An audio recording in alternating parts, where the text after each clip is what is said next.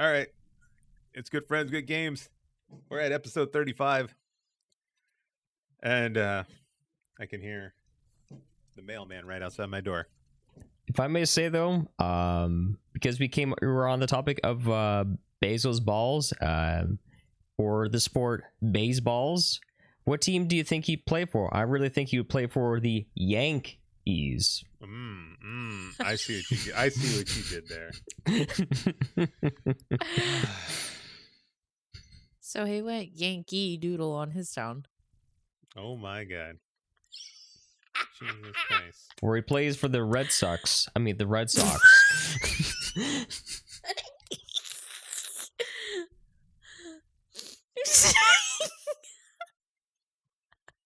really need to just cancel this show. If you currently are on a different podcast and you're watching this, please, I'm looking for new employment. The Yankees. I don't know, man. I don't know. I don't even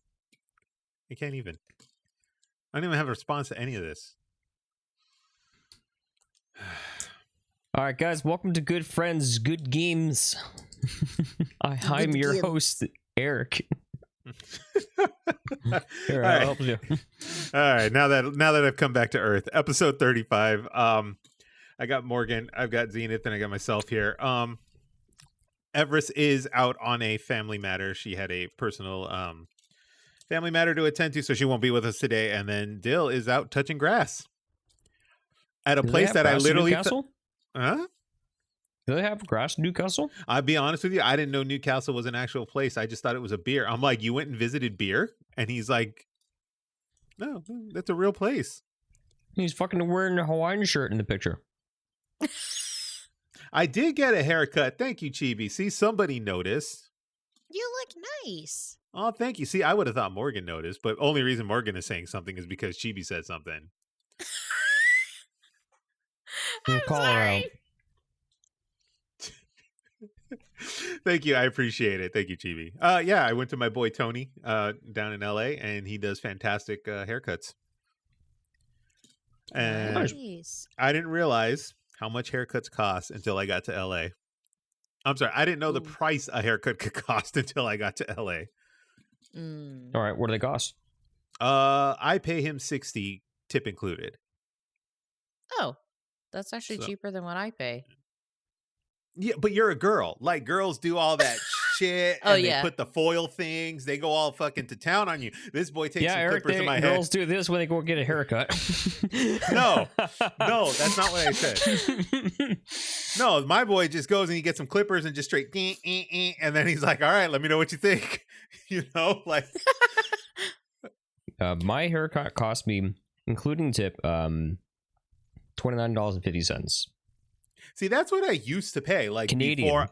Oh, Jesus Christ! Okay, but I used to pay like about something USD. Yeah, something like that, maybe. Yeah. So, like, I used to pay about $30, you know, after tip when I lived where I used to live. But as soon as I got to LA, prices just, you know, went up for everything.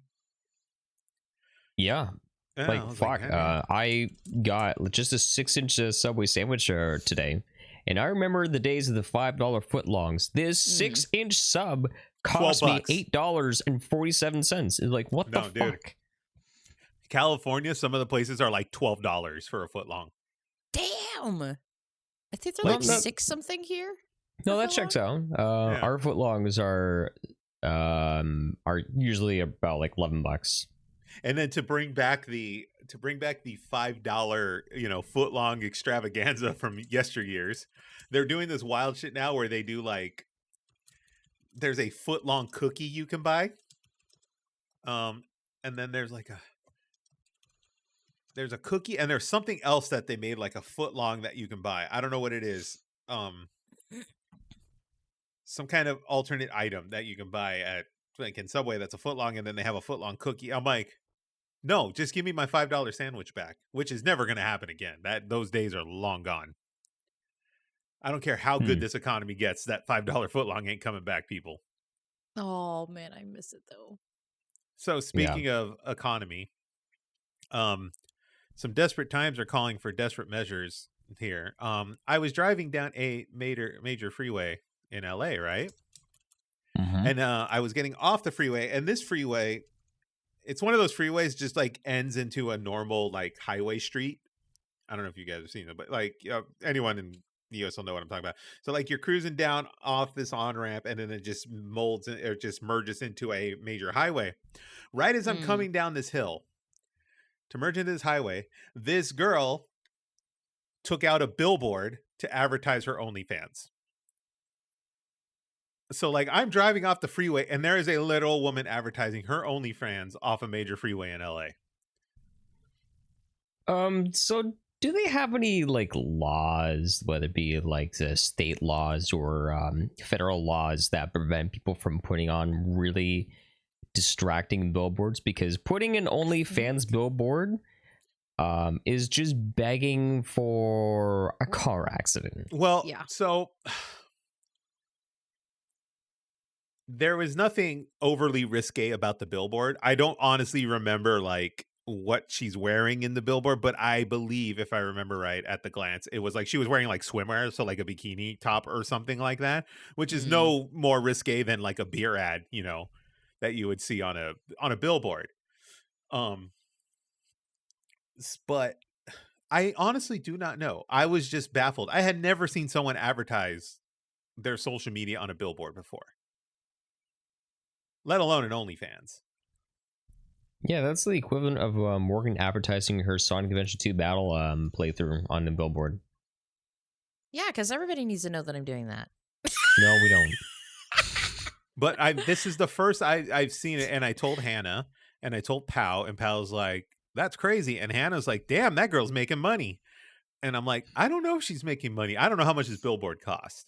She probably spent that money trying to put that billboard out. I mean, but it just, I've never seen this before. And it's one of those things where I'm like, well, that is one of those things. And as crazy as it sounds, that girl's like name rang in my head all day just because of the fact that this girl put a billboard with her name on it. It worked. See, it the worked. Advertisement worked. Like it literally worked.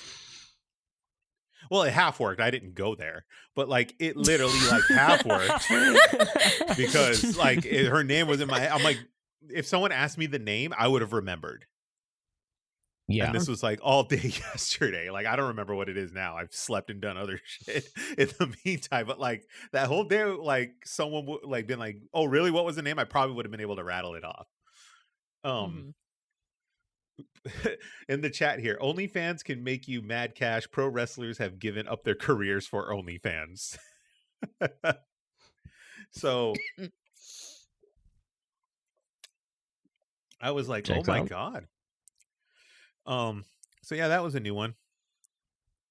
So anyway, anyone else got anything exciting? That was the highlight of my week. I was like, whoa, what the fuck?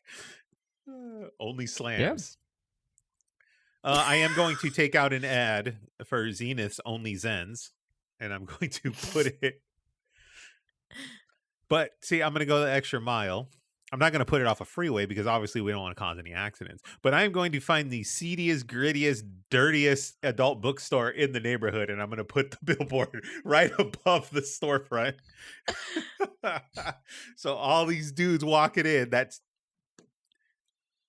as crazy as that sounds. There is still a couple of those that exist. These adult bookstores still exist. If you put it in like the seediest part of town, then basically have like a little speech bubble where it's basically be holding a game controller, and it's supposed to be me playing a randomizer, but it's be saying we're playing a new seed today. Oh, I think you should do one of those whole stretched out things, but have a joystick, like you're holding a joystick.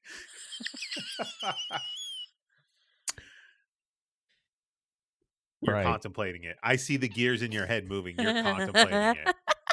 No, it's I'm contemplating contemplating running far away from the set. That's funny. Think of all the Tim Hortons, Zenith, that you could have. Oh shit, you're right. Did you actually go to Tim Hortons, or do you just keep the cup? No, I actually went to Tim Hortons because I went out and got myself a giant ass because my mason jar, I was explaining this before the podcast. my mason jar, like the cork part kind of like wore off, so I need a new one. So I found this giant ass twistable jar where the lid just comes right off. And because we have a bit of a bug problem in the house, this should keep all the bugs away from our sugar. Mm-hmm. Oh dear. I get a fly problem in the summer. I always have flies. Like, it's only in the summer. And I have to go buy like the zapper thing and all of that jazz. It sucks. I don't remember the time that I had like a lot of gnats. Morgan's currently dealing with gnats, but I think the worst thing I've ever had to deal with is bed bugs. Oh God, that's the worst of the worst too. Fucking things so much. They were the worst. They were a nightmare. Constantly waking up with bites on your legs. Them hiding in your chair. This wasn't in the last apartment, was it? It was in last. It was yes. It was in the last apartment. Okay, so here's the thing. Did they like lie to you and tell you like, "Oh no, you're fine"? Like, no, we don't have that problem because they're supposed to disclose it. Someone gave it to us. Someone so what happened is someone came to spend the night, and he's like, "Yeah, I'm down. I'm in town because I need to go in for surgery." And then pretty much like he came in, he had his backpack, and his dog was there, and like we had to like hide our cat for basically like 24 hours because the cat was like fucking terrified. And this was like last minute, and turns out that he because like we noticed like a couple of bug bites like a week later, and he said, "Oh yeah, sorry about that. I've been dealing with bed bugs back at home, and I forgot to mention it to you." And like, no, you don't forget. Absolutely nuts. Dude. No, yeah, you don't forget something like that. So yeah, he left us with his misery, and it was the absolute worst, dude. And then like, this is like my biggest fear about hotel rooms and shit like that, because no matter how much they clean that thing, if there's one in there, it's like, it's done. You're done. I have a confession to make. Oh no, this was actually recent. No, this was actually recent. And as a matter of fact, the bugs were a problem until the time. So like, remember how stressful that move that I was? Right. That I was getting into this apartment. The bed bug problem that I kind of kept secret to myself because it was very embarrassing. Was a problem right until the move. So like, not like this. Was I stressed about moving? Was stressed about making sure these things did not come with me. Right. So you had to like dispose of a bunch of shit, right? Yeah.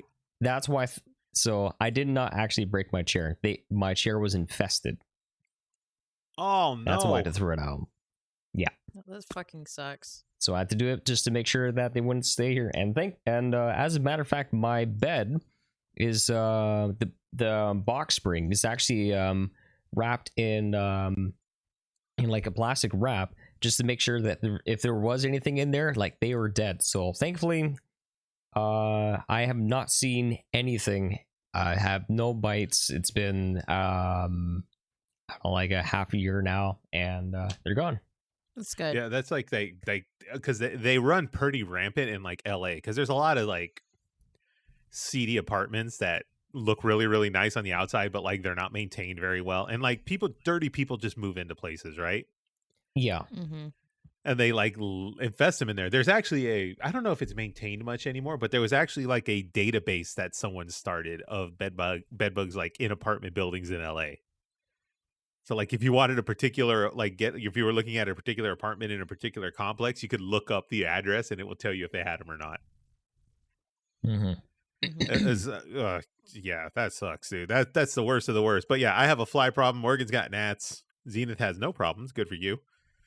Yeah, I mean, if anything, the only thing we kind of deal with is like a couple of like flies, but it's mostly because like the landlady doesn't. Well, I think like some of the food that she leaves out like attracts bugs, but you know, it's not a big deal. I mean, like, yeah, I'd much rather that than bed bugs. Yeah. And that's the thing. Like, if anyone in here argues with us in the chat, they're fucking lying. Everyone's left a plate out, and all of us here have left a plate out, or we left some shit in a cup or whatever, and it happens, right? So a plate fucking falls on the floor and slides under the bed or whatever, don't notice it. Shit happens. Yeah, or you actually like leave like a coffee cup for like 3 years. This is him behind like on your bookshelf. It's fine. Like it happened. You did that? I did that. Like, yeah, when I was moving up, I was like, where the fuck did I put this? Why the hell was this doing here? So I threw it out. Yeah, there's no way I was gonna drink out of that again. Oh yeah. Yeah. Thankfully, it was just like hot chocolate, but it was like, it was like caked. Didn't attract any bugs or anything like that, but like, yeah, it was caked. It was like, yeah, no, this needs to be thrown out. Had a fucking science project on top of it. Yeah. Fucking, you had a lost woods growing on top of your fucking coffee cup. Yeah, I could, I'm surprised I didn't hear Sari's song playing in the background.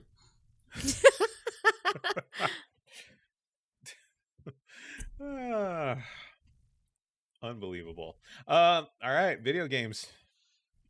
Did any of you guys? Oh, what do you got? I forgot to mention though, because something cool did happen to me this past week. So I was going to get myself I was going to get myself some lunch, and I was heading in this small little path behind the building, and I walked past someone that looked awfully familiar.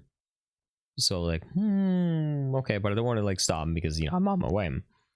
And then I find out later that night that it was actually a childhood friend of mine who I was extremely close to for like 3 years. We hung out almost every day in the summer back when I was in high school.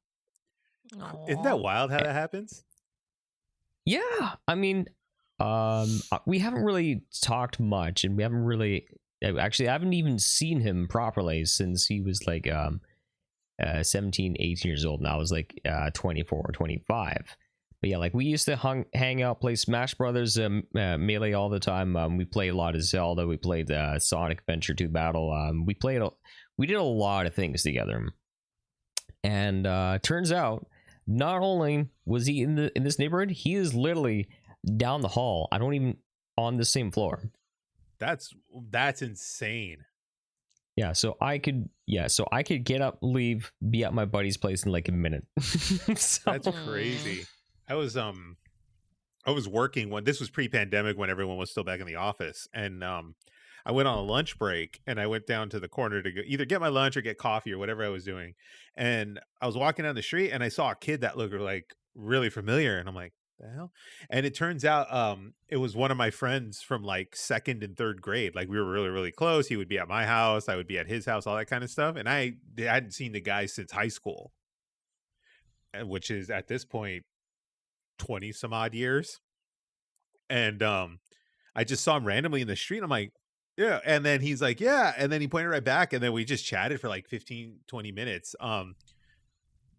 He did pretty cool for himself. He does what do they call him, like in the fashion industry, where I think, is it lookbooks? Like he designs lookbooks that has like all the like designs for the, I think so, yeah, for the designer or whatever that season. He designs like all those layouts for bridal companies. Oh, and he does nice. like bridal shows and stuff like that. Like he does like the design setups and all that stuff for like their runway shows and stuff like that. He did really well for himself. He's doing art in his garage for a while, like big giant like graffiti mural type stuff. I mean, he did really well. But that, yeah, just randomly ran into him in the street in the middle of downtown LA one day. That's cool. Yeah, it's wild like that. Stuff like that's just crazy. You have anything exciting, Morgan, before we hit the video game front here? No, unfortunately, my week has been very uneventful. Well, no, I take that back. Good morning for me. Okay, it's like anything like new, exciting, or anything like that. Not so much, but like I guess my streams are exciting. What are you talking about? Something new he's talking about. Yeah, it is honestly genuinely is exciting to like, help Zen with like his streams and stuff like that, and to like be there and mod and whatnot. Thank you. I'm You're actually welcome. highly disappointed in the chat right now because nobody. Also, if you're watching us on twitch.tv, we appreciate you. If you're listening to us on your podcast, format, whatever you choose to get your audio, we appreciate that as well. But no one noticed in this chat that Morgan and Zenith are twins. Not one person said a damn thing. I've been wearing this since the moment that I got up, which is before Morgan, so therefore I'm entitled to wearing red flannel. So we didn't know that we were wearing the same shirt until basically we came on cam. Oops. I had kind of wished I was recording everything before we actually started the pod because Morgan was like, I'm going to go change. And I'm like, why? Why would we do this? Yeah. Where's your red flannel, Eric? I don't own one. I have a blue one. Right. I think you actually wore that during the Farmer's End week. Right. It also doubled. The only reason I own because I'm not a big flannel person. The only reason I bought the flannel is because Pow and I went as Wayne's World one year for Halloween, and I was Garth. Oh, I love that. So I had the blue. I had the blue flannel, and then Pow wore the black T-shirt with the hat. I have a photo of it somewhere. Well, I'll pop it up again if I find it, but or put it on Twitter. But yeah, that was the costume one. Yeah, Zen and Morgan wearing the same shirt. Yeah, it's like it was funny because like obviously I picked this out of my closet and then like I sat down and then like we got our cams on and I was like, should I change? They were like, never. Just keep it. I'm my half the checkerboard. You're your half the checkerboard. I should have just adjusted the camera so you were right next to each other. That would have even been even better.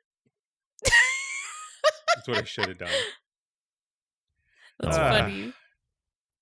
But yeah, the other like new different thing I guess you could say that I did this week is that I continued my charity campaign for heart support. Hey, so how much have we raised? Yeah, it's my first campaign. 238 so far. Hey, let's hear it for everyone in the chat. $230 raised. Good job, Morgan. Thank you. Yeah, the claps. Where's the sound effects? Where's the cheering soundboard here? I got it. Where is? Okay. There it is.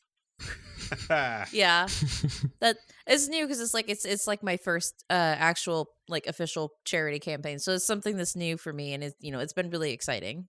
Are you eating the beans? Are you eating the nasty beans? No. No. You know what she's eating? Huh? Well, Morgan, tell us what you're eating that's supposedly nasty to you. Cake. What?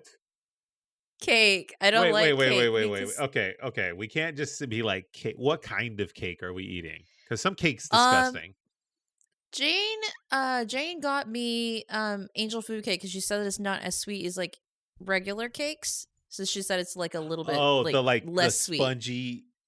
Yeah. Okay, so angel food cake is intended to be topped with things. Like you put whipped cream on it, you put strawberries, you put ice cream, something like that, right? Uh-huh. If you're eating it just plain, it just tastes like low sugar sweets. You're basically eating sugar styrofoam. Or not styrofoam, pretty like much, sugar fucking foam. It's not even a proper fucking cake, you noodle.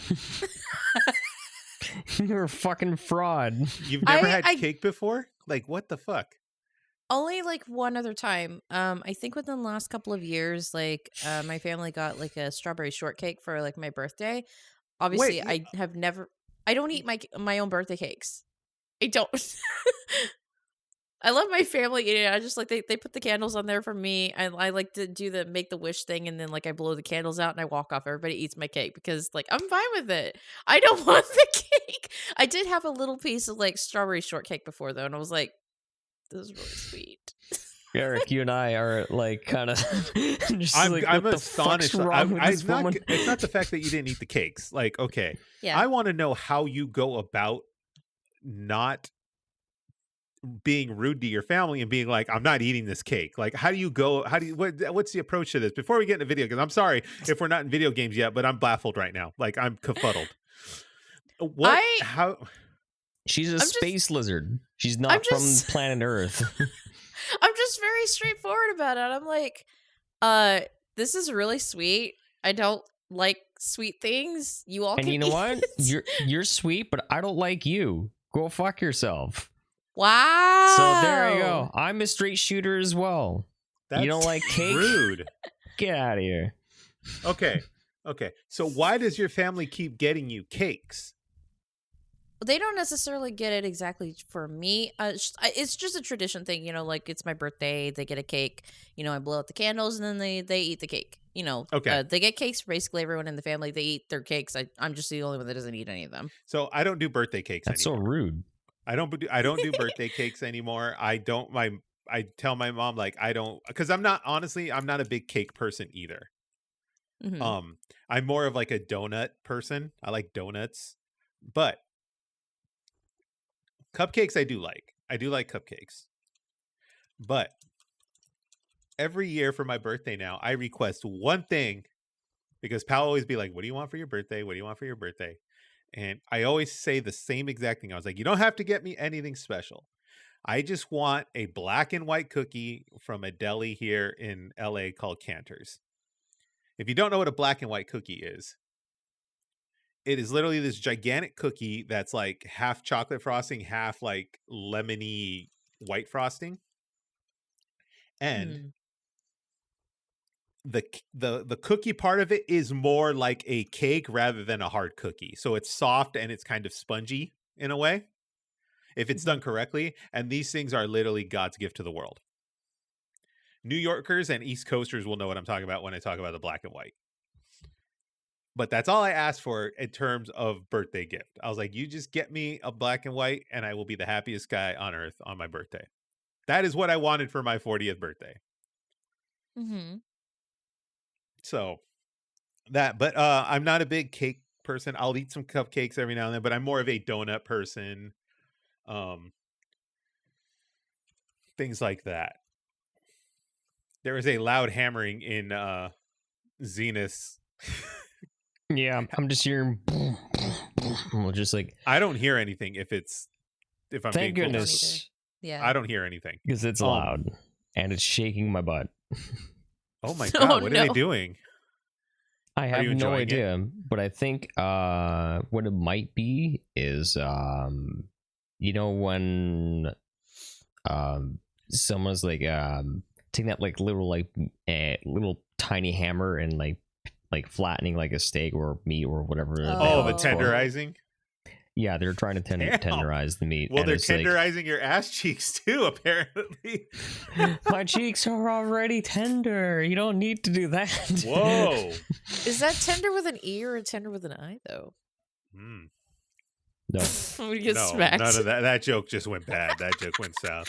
That was about as bad as angel food cake. Hell.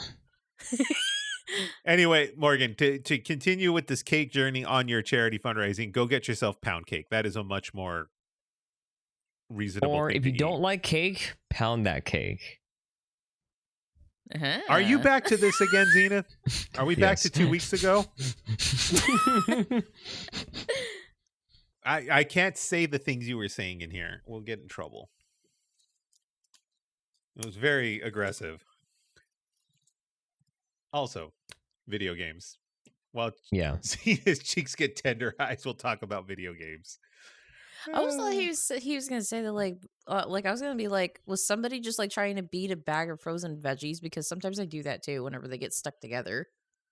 I do the whole thing before we had the ice maker, back in the old days. I used to just take the bag of ice out to the backyard and smash it on the concrete. Yep. Yeah, that's a good life. Yeah. All right. Zenith, so Zenith has been doing something with Dill. They got a little project going on here. Zenith, do share. Mm-hmm. So Dill and I recently embarked on a journey through what's called the Pokemon Kaizo Ironmon Challenge. And yes, it is very much a Kaizo, and to date, this is the hardest Pokemon challenge. And Dill and I finally got to try it. So the basic concept is you have one Pokemon that you catch, and you must carry and you must play with this one and only Pokemon for the rest of the entire journey, all the way up to the late four and beating the champion. But there is many different rules. You are not allowed to grind experience off of wild Pokemon. All the trainers are... Oh, wait, sorry. You are not allowed to buy healing items. Any healing items you get must be acquired out in the wild. So, like, you're very, very, very limited for resources. You can't use revives, because once you're dead, it's all over. Once you enter, like, a gym or a dungeon, like, say, like a Mount Moon. You remember Mount Moon, right, Eric? Yeah. So, like, once you go in there, you are not allowed to leave until you actually get to the very end, and you're not allowed to go back in. So, meaning you must be all the... you don't have to be all the trainers, but at the same time, you need EXP from as many trainers as possible. And it's brutal. I'm up to 28 runs. I think Dill's up to 32 runs. But I know a lot of people that are up to, like, something like 1,400, 1,500 runs, doing it for, like, almost an entire year and not a single successful run. Jesus. This sounds... But I am already up to, I think I've got my second badge. I'm about to get my third badge, and I'm having a good run. Is there some kind of like website that's documenting the people that do get complete runs?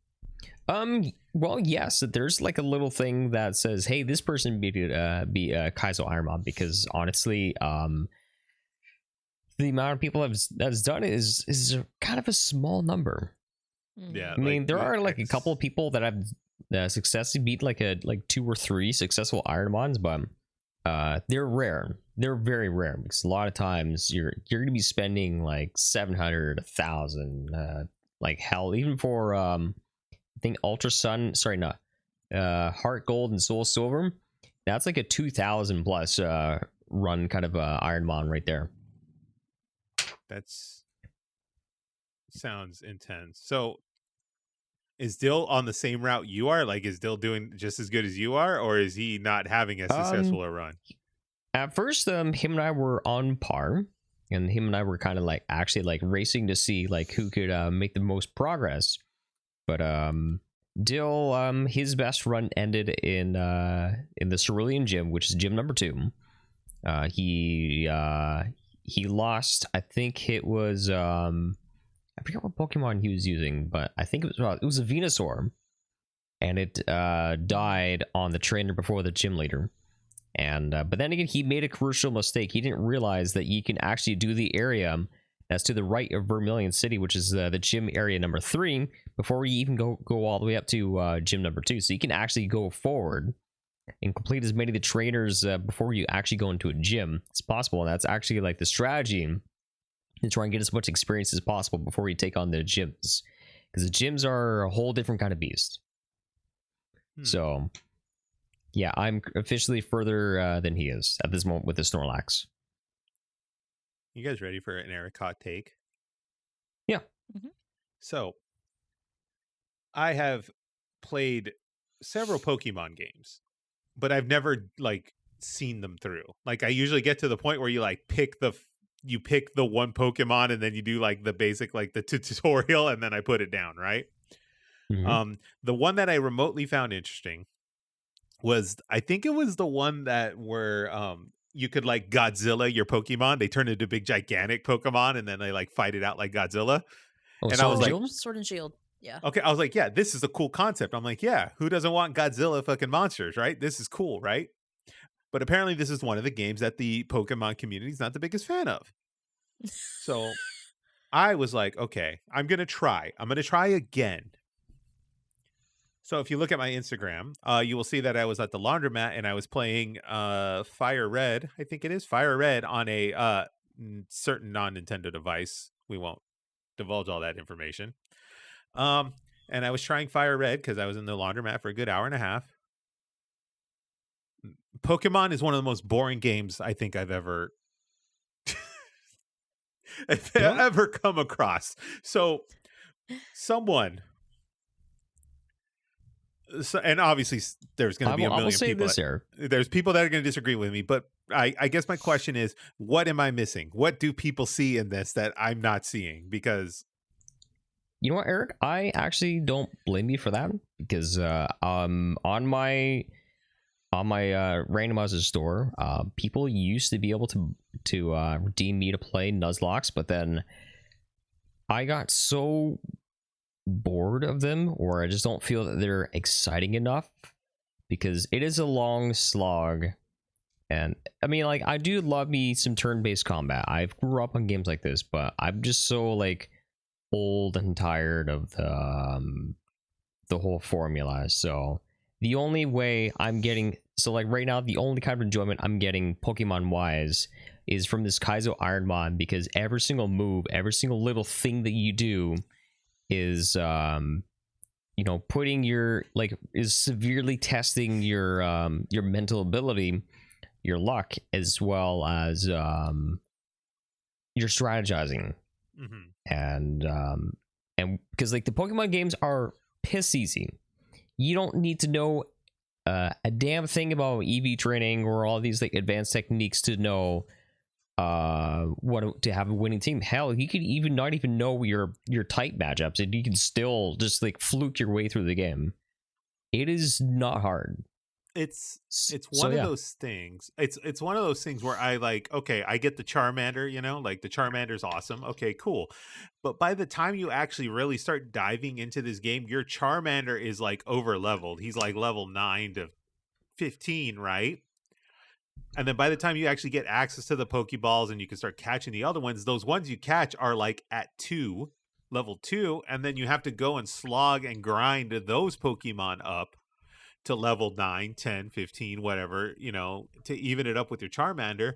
But the problem with this is that even though you won the battle with a Pidgeotty or whatever the hell it is, it's still, the experience points still get allocated to the Charmander.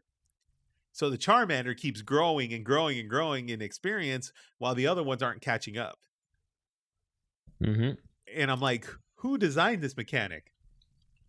And that's why like later games have it where just having them in your party, they gain EXP. And because like back then it's like, all right, I have a super weak Pokemon and I can't beat anything, so you put them in first and then you swap them out mid battle, and then the Pokemon you swap to has to take damage because, you know, that's all you, because you used up their turns is, you know, swap them out. And it's kind of infuriating unless if you have something called the EXP share. So I'm in this position, and like it's not like I went back and picked another bad Pokemon game. I went back and picked like the beloved ones that people love and adore. You know, the Fire Red, the Emerald Greens, and, you know, your Game Boy Advance era ones. And I'm like, I don't see it. So if you're in the chat right now, feel free to tell me I'm wrong. I'm also seeing some people that already agree with me. They're kind of like, yeah, I'm not a big fan of it either. And no judgments to Dill. Dill is fully, you know, entitled to like what he likes. I just don't see what he sees. Yeah, that's fair. And I'm like, I don't get it. And then I turned it off and I went right back to like Boulder's Gate. So I was like, yeah, I've had enough of this. I mean, it'd probably be one of those things I do someday. I don't know. I didn't see it. Yep. It's compulsive collecting disorder. I don't know. Like, I don't know what it is that people look forward to in this thing.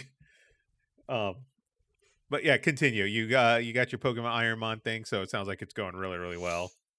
Yeah, I've only done it once since then. I think I'll get back to it this upcoming week. And then you are playing one of my favorite games from the year of release. Hades is fucking a fantastic game. Oh, I love it so much. So this was actually it was on my wheel for redemptions for when we hit like a certain amount of subs or a certain amount of tips in a month, and we ended up getting Hades. And since then, I've been having such a blast with it, but my thumb is sore. It's like I'm just like mad dashing, doing my dash strikes, and, you know, using my special when when required, and especially when things get so intense. It's rough, dude. But I'm on attempt number 20, I believe, and I finally made it to Hades. It might be 22. Yeah, I mean, like, I was like from like attempt number 12 on, I was I was consistently making it all the way to Elysium, which is the third area. But like those freaking that freaking Minotaur dude and his other buddy, I think Theseus or something like that, was just, they were just stopping me. It just felt so unfair. But then I tried out the shield in my last run, and I finally got through. And it's also one of those things too. Like if you die, you like go all the way back to the beginning, if I remember it right. And it's just like, so it's like, so it's like a roguelike, but it's also one where like it rewards you for dying and going back, because it's like, hey, here's some new rewards, and hey, we can interact with these people, and like the stories and the relationships is actually really fascinating, which is something that like we don't see enough of in the gaming industry. Yeah, it was such a well done game. You playing it on the Switch, right? I'm playing it on PC. Oh, you are? Damn. Yeah. I think I bought it for Switch. Maybe I got to get a PC. Well, Hades 2 is coming also, if we didn't know. Hades 2 is on its way. Supposedly early access later this year. Yeah, so that's going to be fun. But maybe I'll jump on it on PC whenever the next Steam sale is, which I'm guessing is maybe spring. Yeah, and this is also a game that my brother loves so much. He and his himbos, I swear to God. His himbos? Yeah. Morgan likes her himbos as well. Great game. I don't Hades. know how it happens. I mean, I wish I could tell you, Morgan. I wish I could tell you. Actually, it's not that bad. Hades is $12.49 currently on Steam. $12.49. You can get it on Steam. I don't know what it is on Switch. I know it's available on Switch and PlayStation and Xbox and those platforms, but I'm looking at Steam right now. $12.49. So still a great price. And definitely go check out Hades. And also Erik, Hades nuts. Got him. There you go. There's the episode title. Since I don't think we can do that was my stream title. I don't think we had a fight about that yesterday. Hades nuts. I don't think we could do bees balls or whatever the hell you called it. Baseballs. I don't know if we could do that. Yeah, Twitch would have us canceled by if we did that. Yeah, we'd probably get into some liability. Okay, so that is Hades. You are very much telling me to get on board with this. Pow is already on board with this, by the way. Lethal Company. Let's hear about Lethal. Convince me to buy Lethal Company. Erik, have you seen any gameplay? I've seen bits and pieces. Pal was showing me a little bit of it. She's been playing with a friend of hers, and then I've kind of watched like YouTube clips here and there, but I do not have a full grasp of exactly what it is. So, have you ever played Phasmophobia? Is that the one with the ghost and you take the pictures? Yeah, so it's kind of similar to an extent. It's where everyone is in a group. You have to go in. So in Phasmophobia, you go inside the house. In this, you're from the outside, and you're supposed to go find go inside, which is like some kind of like building or structure. And your idea, instead of like trying to hunt ghosts, is trying to find loot. So you need to go around in like these down these dark hallways, whether alone or in a group. You can buy things like supplies such as like flashlights, walkie-talkies, and other kinds of things to try and make things easier. You can upgrade your ship. But the thing is, though, inside the buildings there are monsters, and depending on which moons you go to, they have different, more like better loot, but also more terrifying monsters.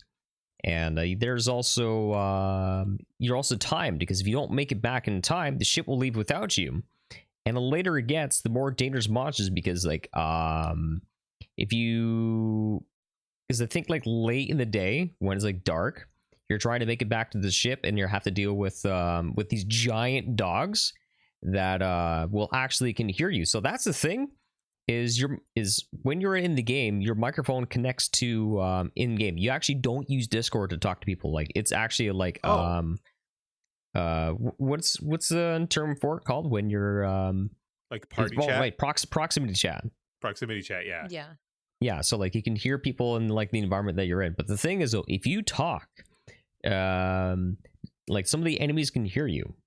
Oh. And they can attract them, and so like that's why like a lot of times when like you're trying to hide from something, you're just like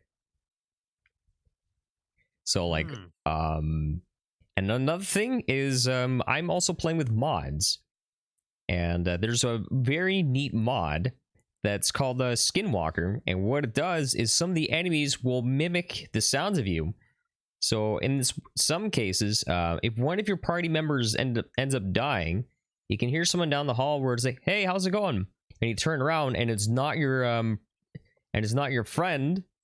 It can get you killed, and it's very, very unsettling and creepy when you're just hearing the sounds of your dead comrades. Yeah. But yeah, it's a lot of fun. It is basically like it's the perfect mashup of goofy, campy shenanigans with your friends, and then everyone's having a great time teasing each other, having a lot of laughs, and then everyone goes in together. People are still having laughs, not really taking things seriously, and then all of a sudden people are collectively shitting their pants. It's actually a terrifying experience. I'm looking at the Steam page for this. It's it says co-op horror first person. Is there jump scares in this, or is it more? Yeah, there's a TikTok I just posted earlier this week, and I was so confident, and it still like scared the shit out of me. Okay. So this game is $9.99 on Steam. It is early access. Sure, they did warn me, and it's still got me pretty good. Okay. And I think at one point Morgan let out like a blood curdling scream. I found the clip. I don't know if you want me to post it in the chat. Which one? The one you just mentioned. Yeah, sure. Go for it. Is it okay? Is this ear bleeding? No. Well, I don't think it was. No, I don't know. It's just me. Oh, okay. Because like I couldn't. No. My clip. Okay, this is the one where. Yeah, because we can't even see. Not the. You know what? Never mind. Just ignore Morgan. Time around. I can't time. I'm talking about the jump scare. We can't even see. The second one is yours. We can't even see like the monster in either of those clips. The second one, yeah, you can. Well, actually, okay, the second one you can. That's the one that you got scared by it. You were with Mary. Right, yeah. Yeah, the second one is the one that's you. Yeah, Mary, Majora, and I, we just like noped out of there so fast. Like, nope, we're going. All right, let's see if I can get myself set up here. Let's go ahead and let's take a look at this clip. Give me 1 second here. We're gonna go into this chat right here. Wait, am I doing the second one? Oh yeah, Bracken says hi. Is that the one I'm going with? Yeah, that's the one with Zen and Mary. And we're gonna go over here to the oh my god. Let me go get the short from Zen's deal. Yeah. I had so much fun with this game. It's definitely something that it's something that I'm definitely gonna come back to playing, whether it's like on stream or off stream. Unless someone's able to like get the short before me, and then they can whisper it to me, and then I can post it. It's literally in Zenith content and on Discord. Which is interesting enough because is it this one? This TikTok. Here you go. TikTok. Here you go. Sorry, I was like, I keep seeing TikTok and not like the YouTube ones. Well, there's the TikToks. Oh, I could have posted that. Exactly. What's wrong with you? I was trying to find the shorts. All right, here we go, ladies and gentlemen. Bracken says hi, starring our buddy Legend of Zenith here. Actually, let me do okay. Thank you. All right. Here we go. One of my drivers was updating. God, we gotta go. I'm not fighting that. I'm almost dead. We gotta go. What the hell is this thing on the floor? No, it was a bug thing that I killed. Someone go for it, because I'm almost dead. Yeah, it's a bug that's trying to steal your loot.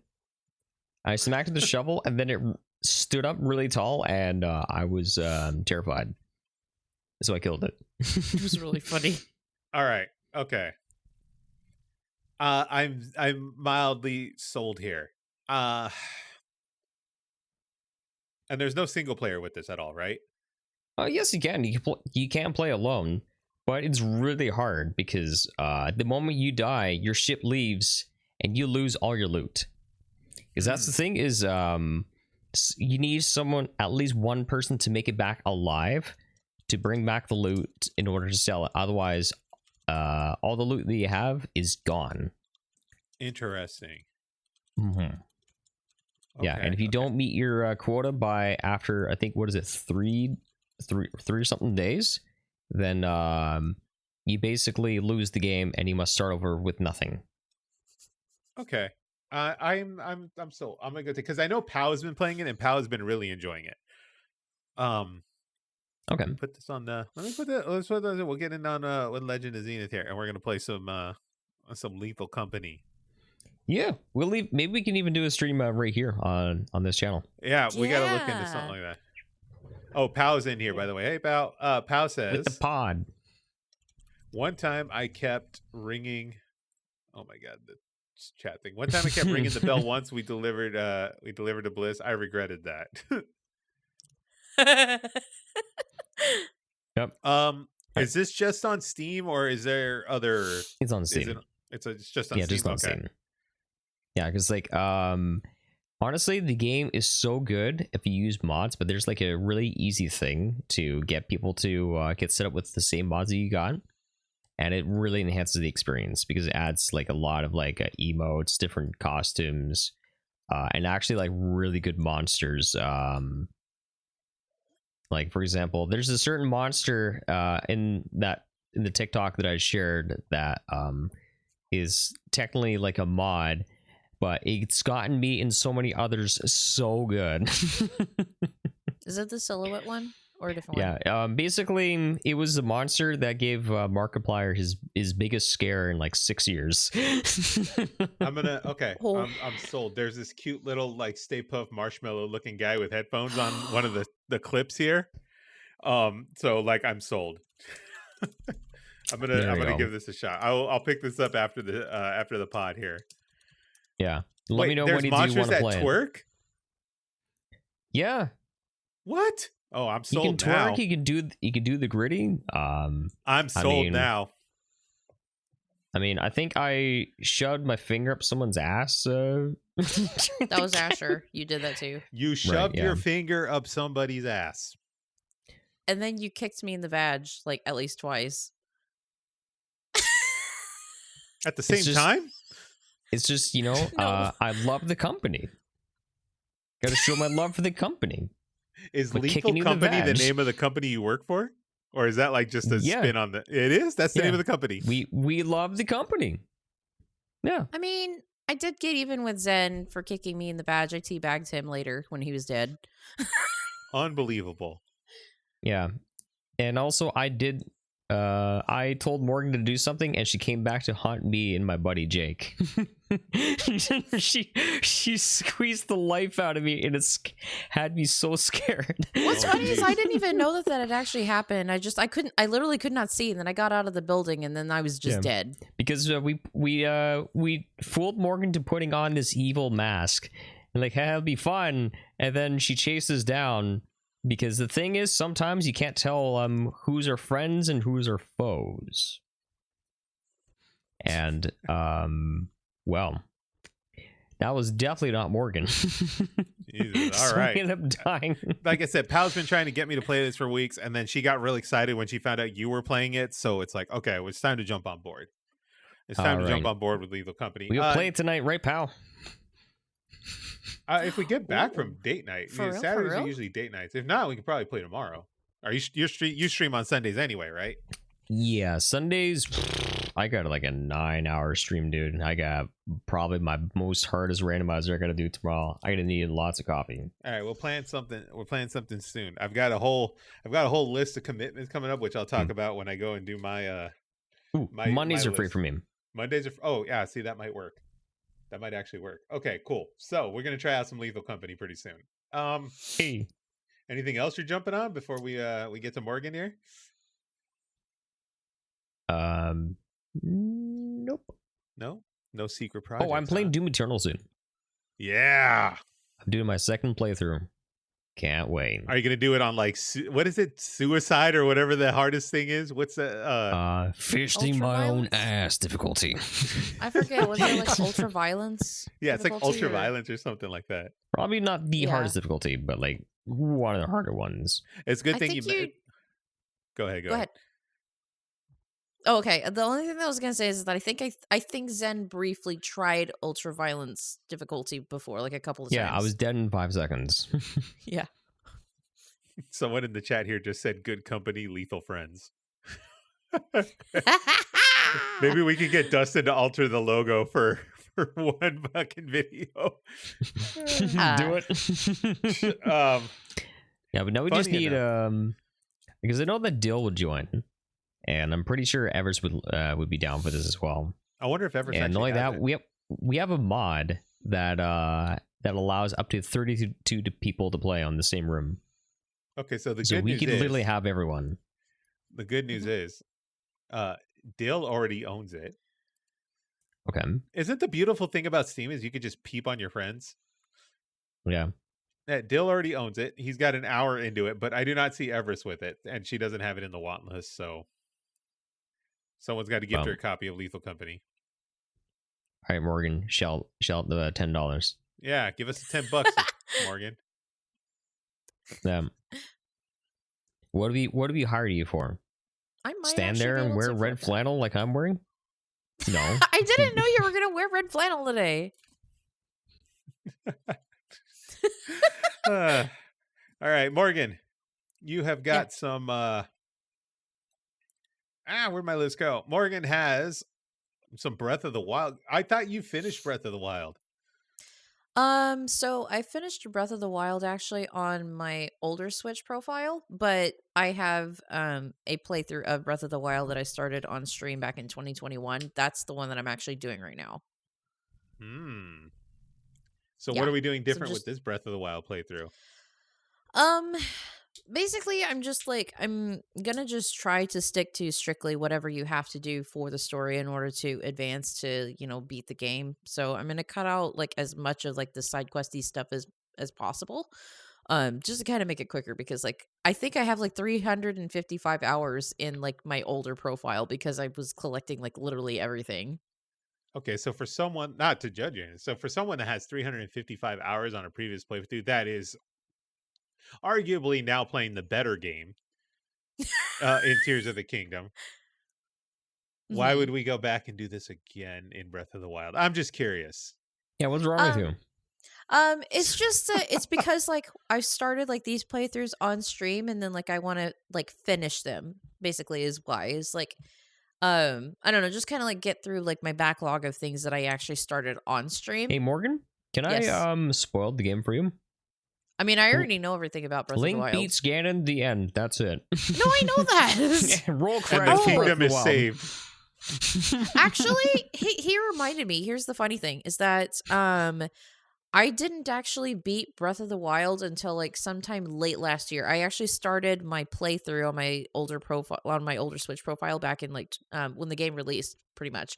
But I didn't finish it until like sometime last year, I think it was, because I was hunting for Korok seeds. I let the game sit for a few years, and then I gave up on the Korok seeds, and then I finally began in like sometime last year. I don't remember when it was. I think it was in the fall sometime.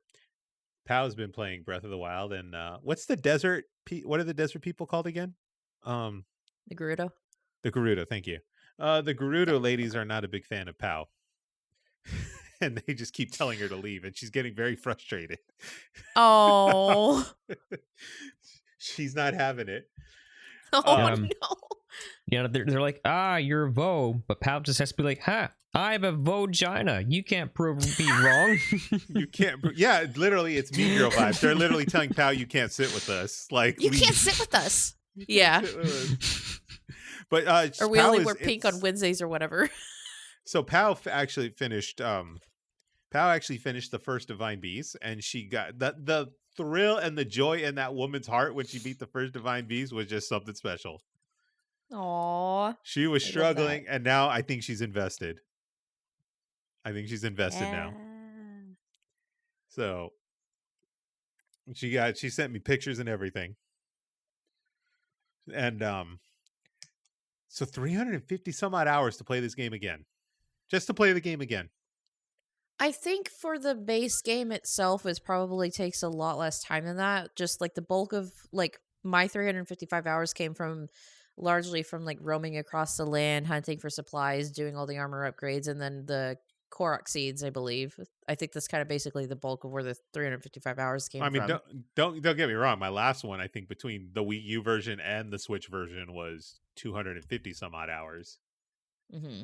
But like, I haven't gone back to Breath of the Wild since. Like, I Yeah, got I my get fill go of Breath back of to the Wild.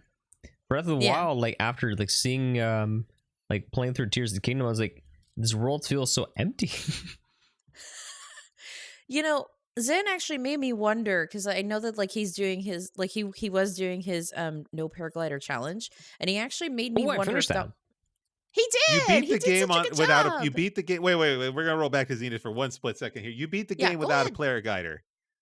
Yep.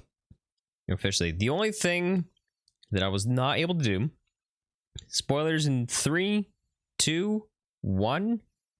So after you beat all 4 dungeons, you're supposed to go to Puram to basically go investigate Hyrule Castle to be go up there and climb up and fight Phantom Ganon. Do you remember this, Eric? Yeah. Oh, did it trigger the tower? No. The thing is, I'm not allowed to go up there because if I talk to Puram, she's going to give me the paraglider first and then give me that quest. Ah. And then So it does trigger it. It does trigger it. If you talk to her, it'll trigger I was not able to do that. So I went all the way to Thunderhead without just getting rid of the thunderstorms. And I will say, without the paraglider and with the constant threat of lightning, that was a big nightmare. That was probably one of the most stressful things I've done during the challenge. But I managed to make it all the way there, found the right place where you're supposed to get the thing that allows you to do that 5th temple. But turns out I went there and it says that I was not ready to do this just yet. So it turns out I needed to get the paraglider before I was even able to do that 5th temple. So I actually had to pass on that. But instead of me doing that, I was like, all right, fuck it. We got everything we need. Let's just go beat Ganon. So we went through the area. Gravity wasn't a problem. However, you remember that like fight like just before the end where you have to fight like all those like hordes of monsters? Right. I had to fight that mech thing.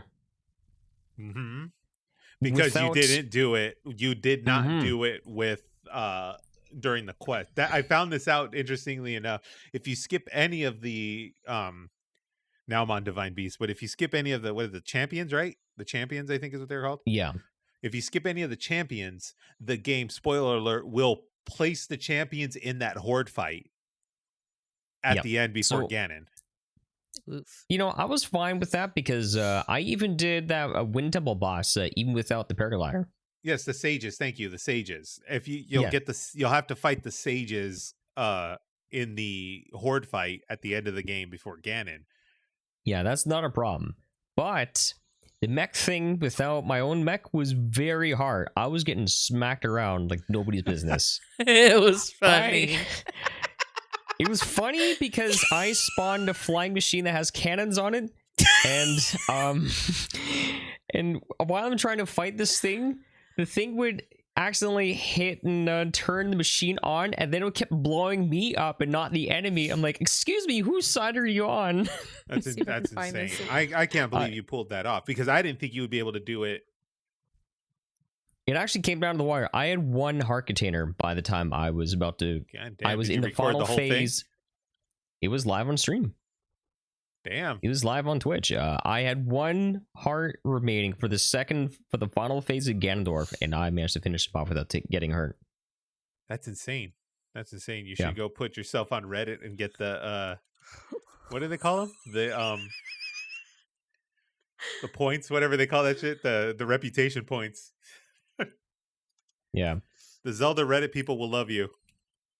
Oh my. Well, the thing is, I'm not the only one to do this challenge because apparently, Linkus did this. But the thing is, though, I was actually one of the first people to come up with this idea.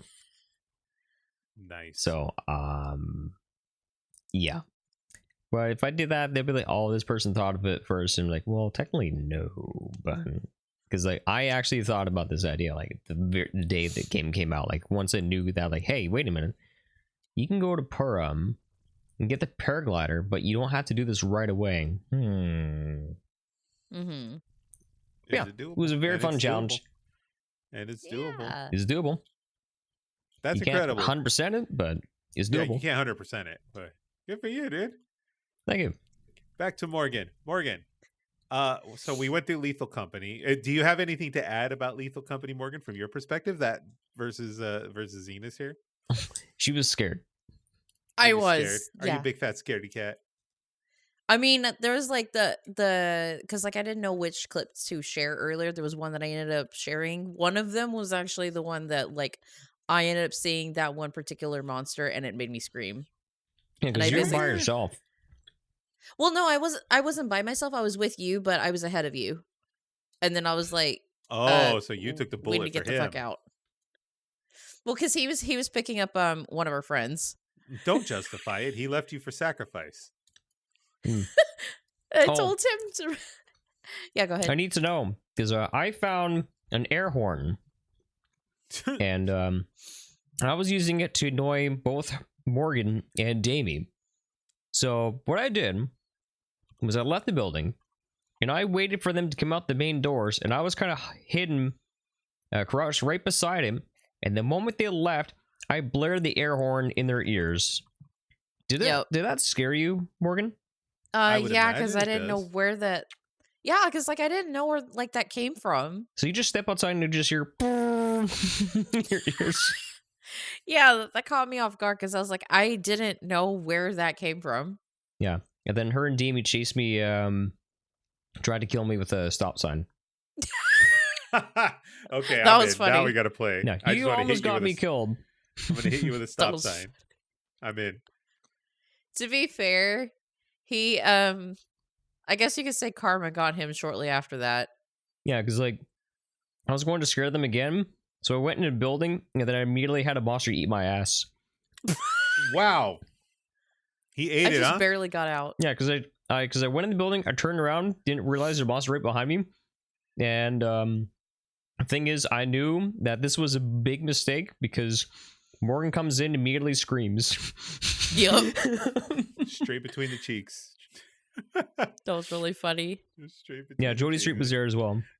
No, Jody, the monster got his dinner.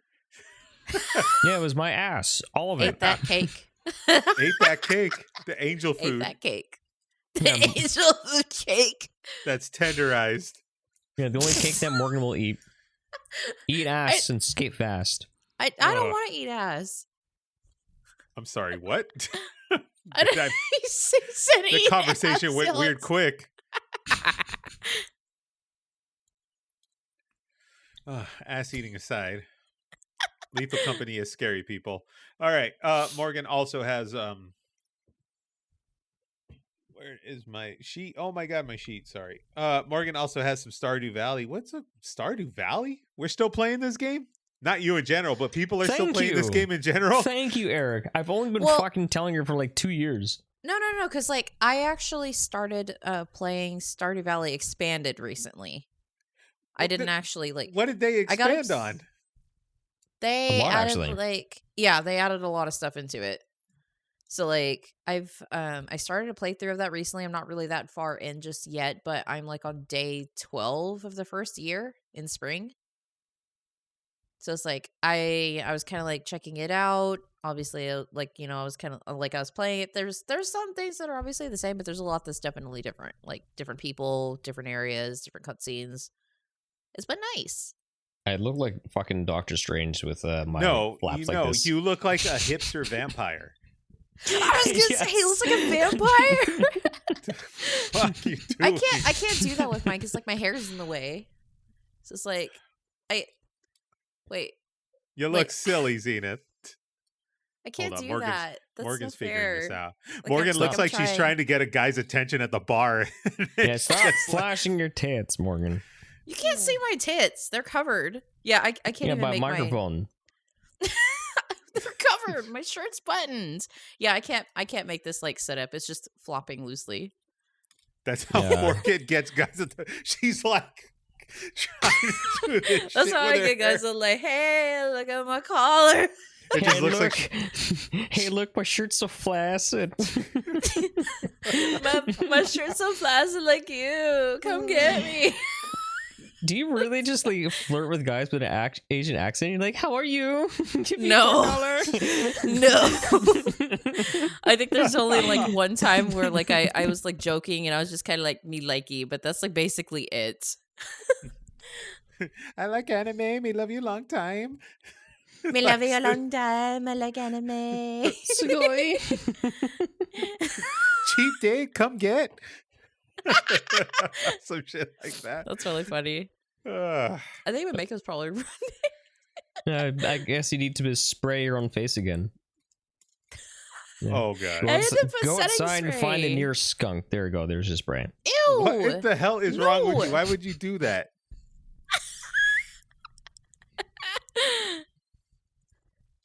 I think just as punishment, Zenith, I think I'm gonna make you spray your own face. I'm gonna we're gonna put makeup on you, and you're gonna spray it to set. Maybe if we hit a sub goal. Because you'll Not do doing anything that for shit cash. free. We know this. You'll do anything for cash. Hey, I need to pay rent, man. Well, here's some bright red. Pucker up. Okay.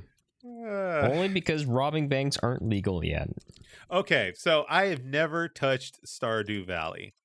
I have never touched this game. I did read I read Drayson Schreier's book, and Stardew Valley is actually one of the topics in the book because it's basically made by one guy. Like one guy made this game. Yep. So, am I missing out by not playing this game? I know it harkens to a lot of like people's heartstrings with old school. I think it's like Harvest Moon, I think is what it's referenced to most commonly. So, am I missing out on Stardew Valley here? I mean, I really enjoy Stardew Valley. Like, it's a good comfort game. Like, you can technically quit at any point that you feel like. So it's a good time passer as well. It's a good distraction. So like, I really enjoy Stardew. Like, I there was a period of time where I actually was playing several hours of it a day and got all the way up to like year 3 or so in my own playthrough. But obviously, I haven't touched it in a while, and then I just came back to it again a few days ago. Does it have an ending? Technically, yeah. Okay. Does it have a story? Yes. Or Sort is of. it one of the because someone here is asking me, do I like farming sims? But I mean that's such an open, like, I think, category to an extent, because like I don't know. I did a lot of the Sims. I did a lot of the Sims back in the day. And the whole Sims modding thing, I did that for a while. We did the Animal Crossing thing during the pandemic, and then once I sold my old Switch and bought the newer Switch, I lost like everything in Animal Crossing because apparently saves didn't transfer back at the time, which is the dumbest thing ever. Oh, ew. Yeah. So I lost everything in Animal Crossing. I said, hell with this.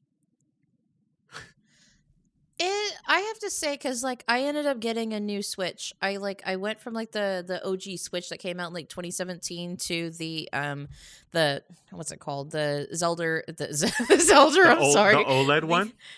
The Zelda of the Wielder. I don't know why I said the Zelda, but yeah, this one. So yeah, I think they might have Animal fixed it. I think they might have fixed it, but I don't know. They have a really weird way of having to transfer your islands now. I almost lost my save file also going from the old system to the new one. I think that's one of the It's most a weird. Yeah. I think it's one of the most ridiculous concepts of like how they handled saving and just transfers and stuff in that game. And I'll be straight up honest here. I don't think Animal Crossing would have gotten the praise that it does if it wasn't for the pandemic. Yeah. I'm being straight honest.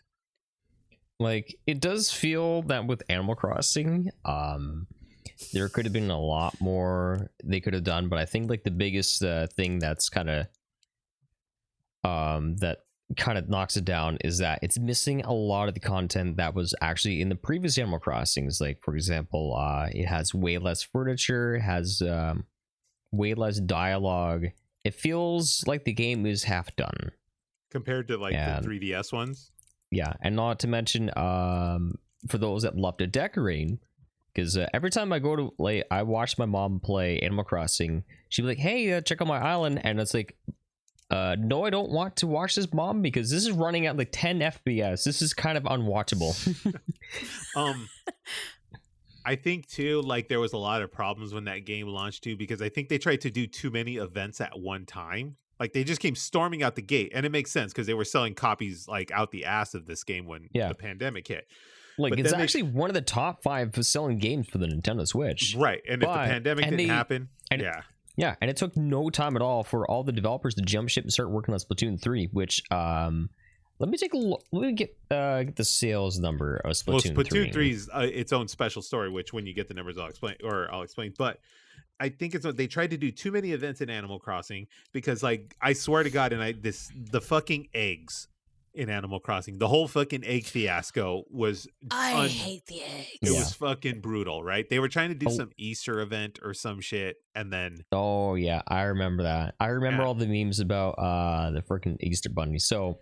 Animal Crossing New Horizons sold 43.38 million units. Oh my god! And their team jumped. That's a lot. And the team jumped ship to work on Splatoon 3, which only sold 11 which is still a lot because it just sold last year, which is 11.7 million copies. But the thing is, why? Why did they stop supporting this game so early? Why did they just completely? Maybe they're already preparing for like working on like Animal Crossing that's going to actually put whatever the Switch 2 sales out the door, because if I remember right, Splatoon 3 is like, or not Splatoon 3, Splatoon 2 is a huge thing in Japan. Like it's basically their Call of Duty is Splatoon. It has a huge following over there. They have esports for it, all this stuff in Japan, right? So that's great, but it's not nearly the same amount, over here. Well, that's the thing, though. Like, I guess because I mean, as much as it doesn't have the same effect over here, that is still a large market over there that they can't deny. So, and remember, Nintendo's a Japanese company. Yep. So I'm guessing they were like, hey, Splatoon 2 is a huge deal. We got to get on Splatoon 3. And then maybe that's why they let Animal Crossing just falter off. And then Splatoon 3 obviously didn't have the same reverence that the second one did. But I don't know. Do I like, back to the crux of the question, do I like Farming Simulator? I guess they're okay. It's not something I go out of my way to jump on. I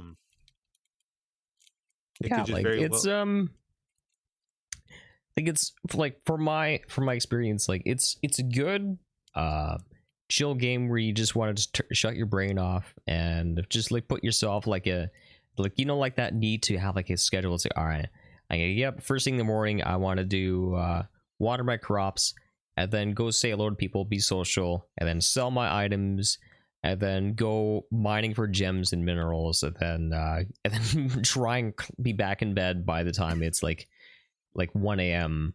and then wash, rinse, repeat, and see what happens. So I also have this weird feeling about games that I'm paying for that are just basically just giving me another job. Like I have a weird feeling about that shit. True. Well, you're gonna probably feel the same thing for Lethal Company because hey, you're paying money to have another job. Yeah, but there's like some risk associated with it. I feel like Lethal Company is more like that fucking TV show, The Dirty Jobs, where it's like shit you wouldn't really want to do in real life, but you're like, huh, that might seem interesting.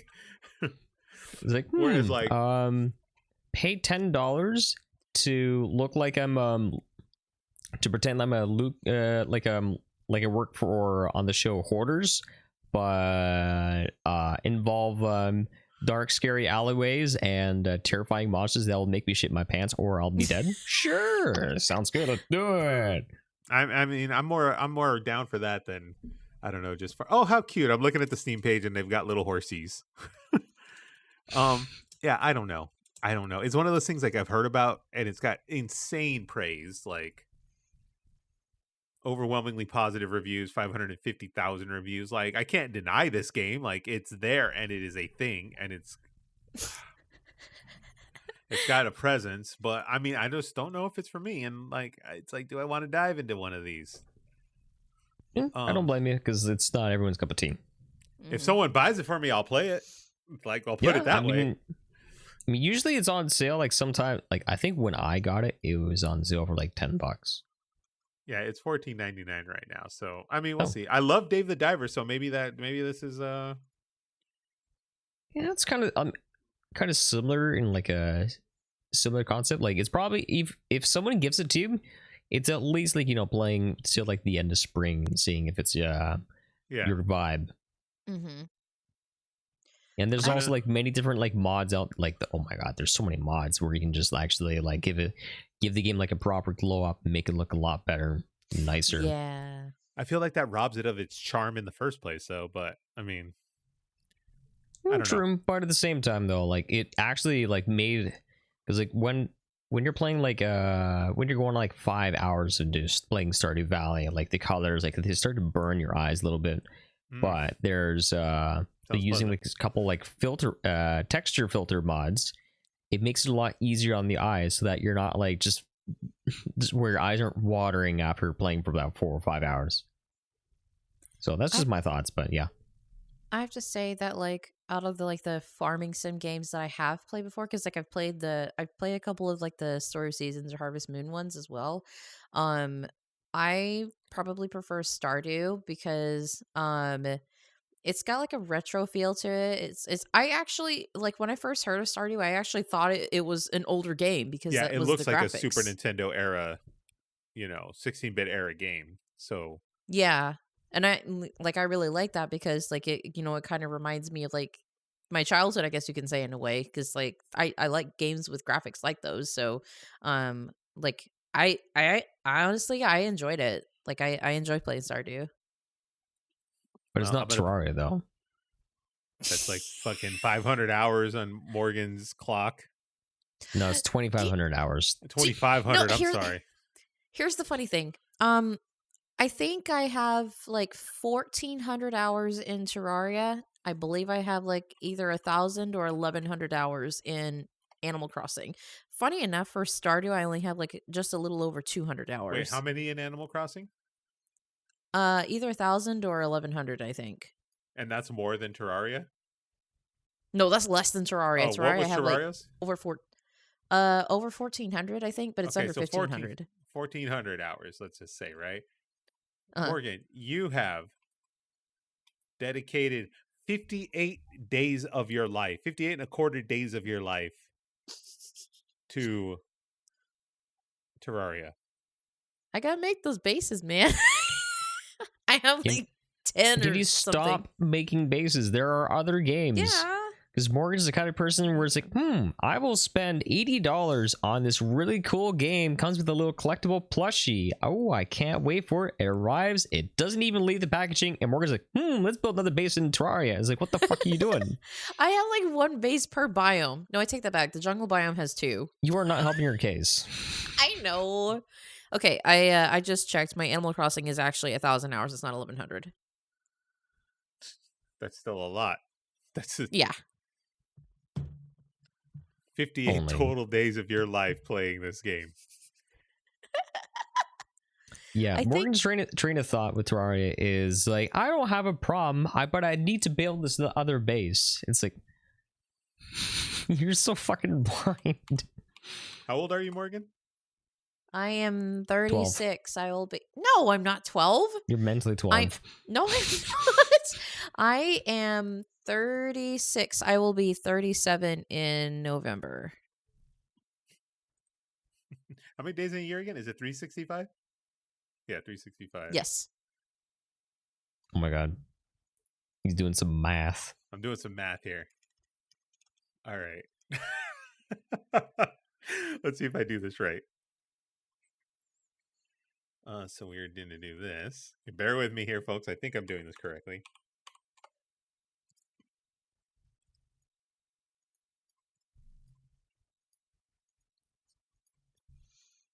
Do you need more bears or do you need more time? I'm trying to figure out the percentage of Morgan's life she spent playing Terraria, like how much of a percent of her lifespan she's been dedicated to this game. So Morgan's been alive for 13,000 days, and 58 of them have been playing Terraria. So I'm trying to figure out the math here.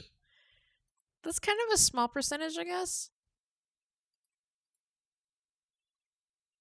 Well, if we subtract roughly about the time that she's sleeping, then and also the time that she's eating, and also sacrifice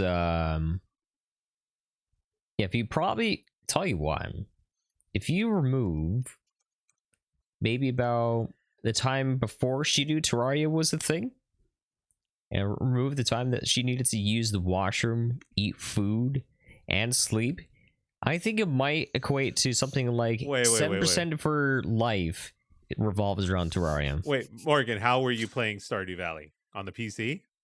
Yes. Oh, okay. So I was going to say, because that's a variable. If she was on the Switch, she could have been doing both at the same time. So she could have been in the washroom playing Terraria on the Switch. Yeah. Yeah, playing Stardew and depositing your own kind of fertilizer. Ew. That's disgusting, then. You're not allowed to talk anymore. I think the only other series that, like, before Terraria, the only other series that I had gotten so many hours in was the Dragon Age series, because accumulative between Dragon Age Origins, the second one, and Inquisition, I think I got probably about 900 hours, because it was like 300 hours per playthrough. And then Jesus obviously Christ. Terraria came along. I don't have time for 300 hours of playthrough of anything. That's like a year of my life. Getting through one game. Do you have 300 hours in Sonic Adventure 2 Battle? Honestly, I don't actually know how long I've played. Like I don't know my time in Sonic Adventure 2 Battle, because I have my original I have my GameCube save file, but I don't have any way of viewing it because I don't have my Wii hooked up. So I don't even have any idea how many hours I am on like my old one, and then like the one that I started on stream. I have a chat here. Zen just says because the first time with a Paper Mario randomizer, he pooped out fertilizer, and in another run, he started with fertilizer in his pants. Chibi's actually not wrong. This sounds like your real life.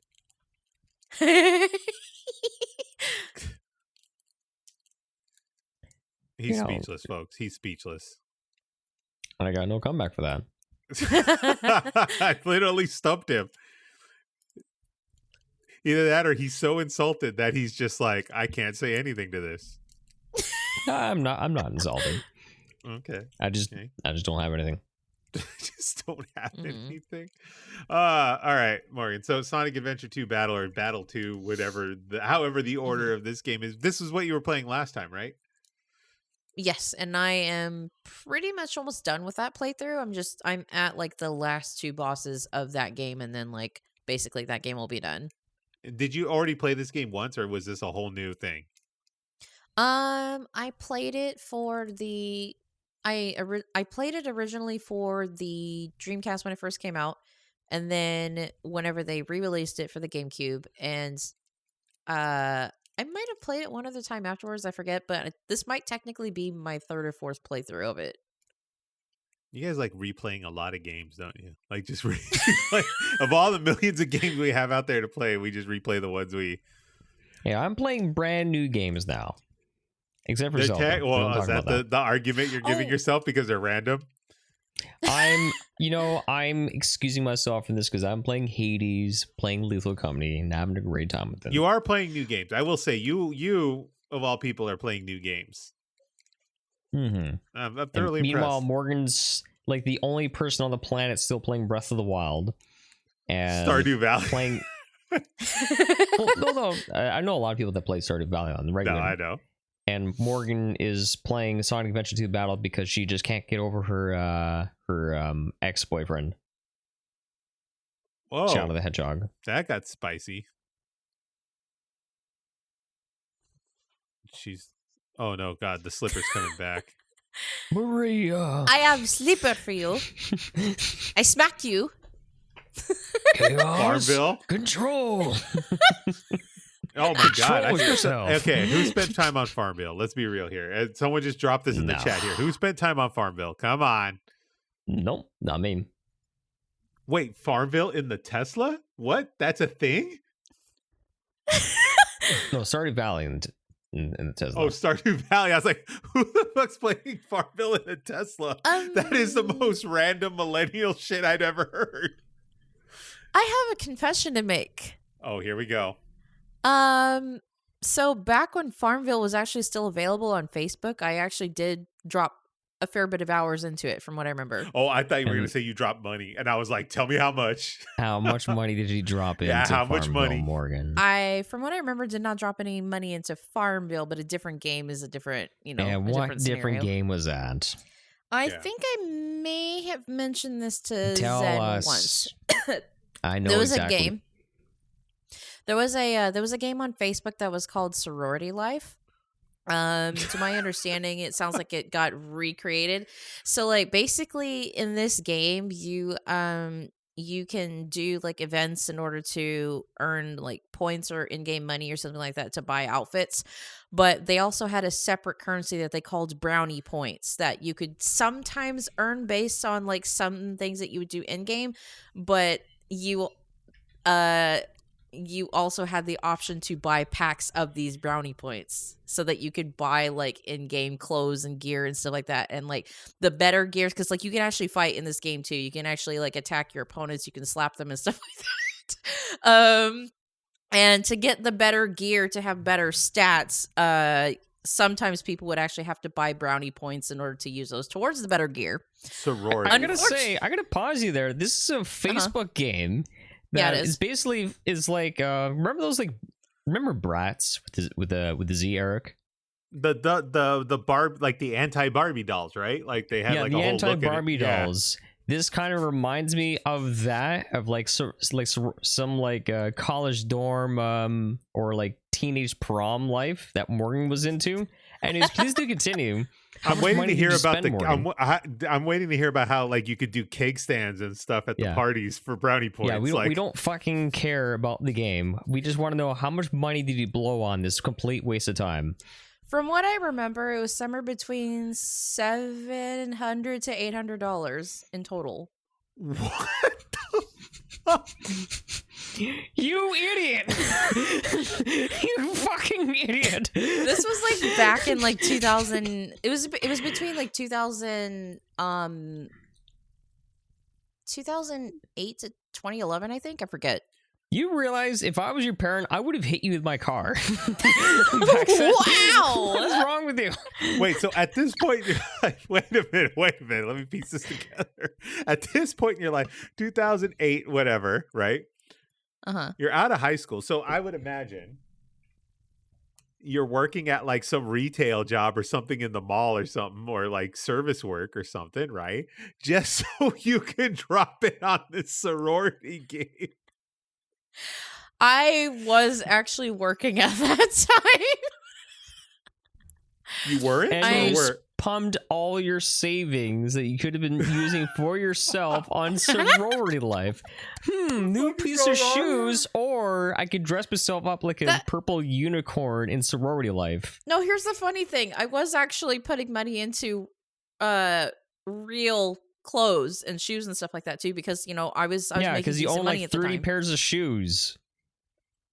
Yeah. Zen, do you want to share like the story regarding my shoes and my bags? Because I mentioned it to him like once before. No, but let me get a bottle of whiskey before you tell that story. I needed the whiskey 5 minutes ago when I found out this woman spent $700 on a fucking Facebook game. It gets worse. Oh, it gets worse. I don't want to hear about Sonic 2 Battle. Sonic 2 Battle at this point is a moot point. I want to hear about the $700 Facebook spending. Well, because like he since he brought that up, because he was talking about like I could have put that money towards like shoes or like real shoes and stuff like that, and I actually did because I was making pretty good money at that time. So I actually he said 30 pairs of shoes. I think it's more like 50 or 60 though that I actually have. And what are you, a sneakerhead? No, there's a lot of them that are either boots or they're high-heeled shoes. You see, Morgan has a problem, and the thing is, when you ask her, it's like, you have a problem? She's like, haha. And so like, here's what else I'm very irresponsible with, and it's like, you won't even admit it. You'll just casually announce the next thing you have a problem with. Okay, so this is just a general assumption here. I'm in no way saying that this is Morgan, but Morgan sounds like one of these girls that would go out on the internet and complain that she's struggling and can't make rent, but she has 30 to 50 pairs of high heels and boots sitting in a closet. Yeah. That's the funny thing. She's like, "Oh no, I can't afford lunch today. My life is in shambles." And then she's got like 2 golden statues of herself standing right behind her. Yeah, here's the funny thing. Because like I got to be real about like this.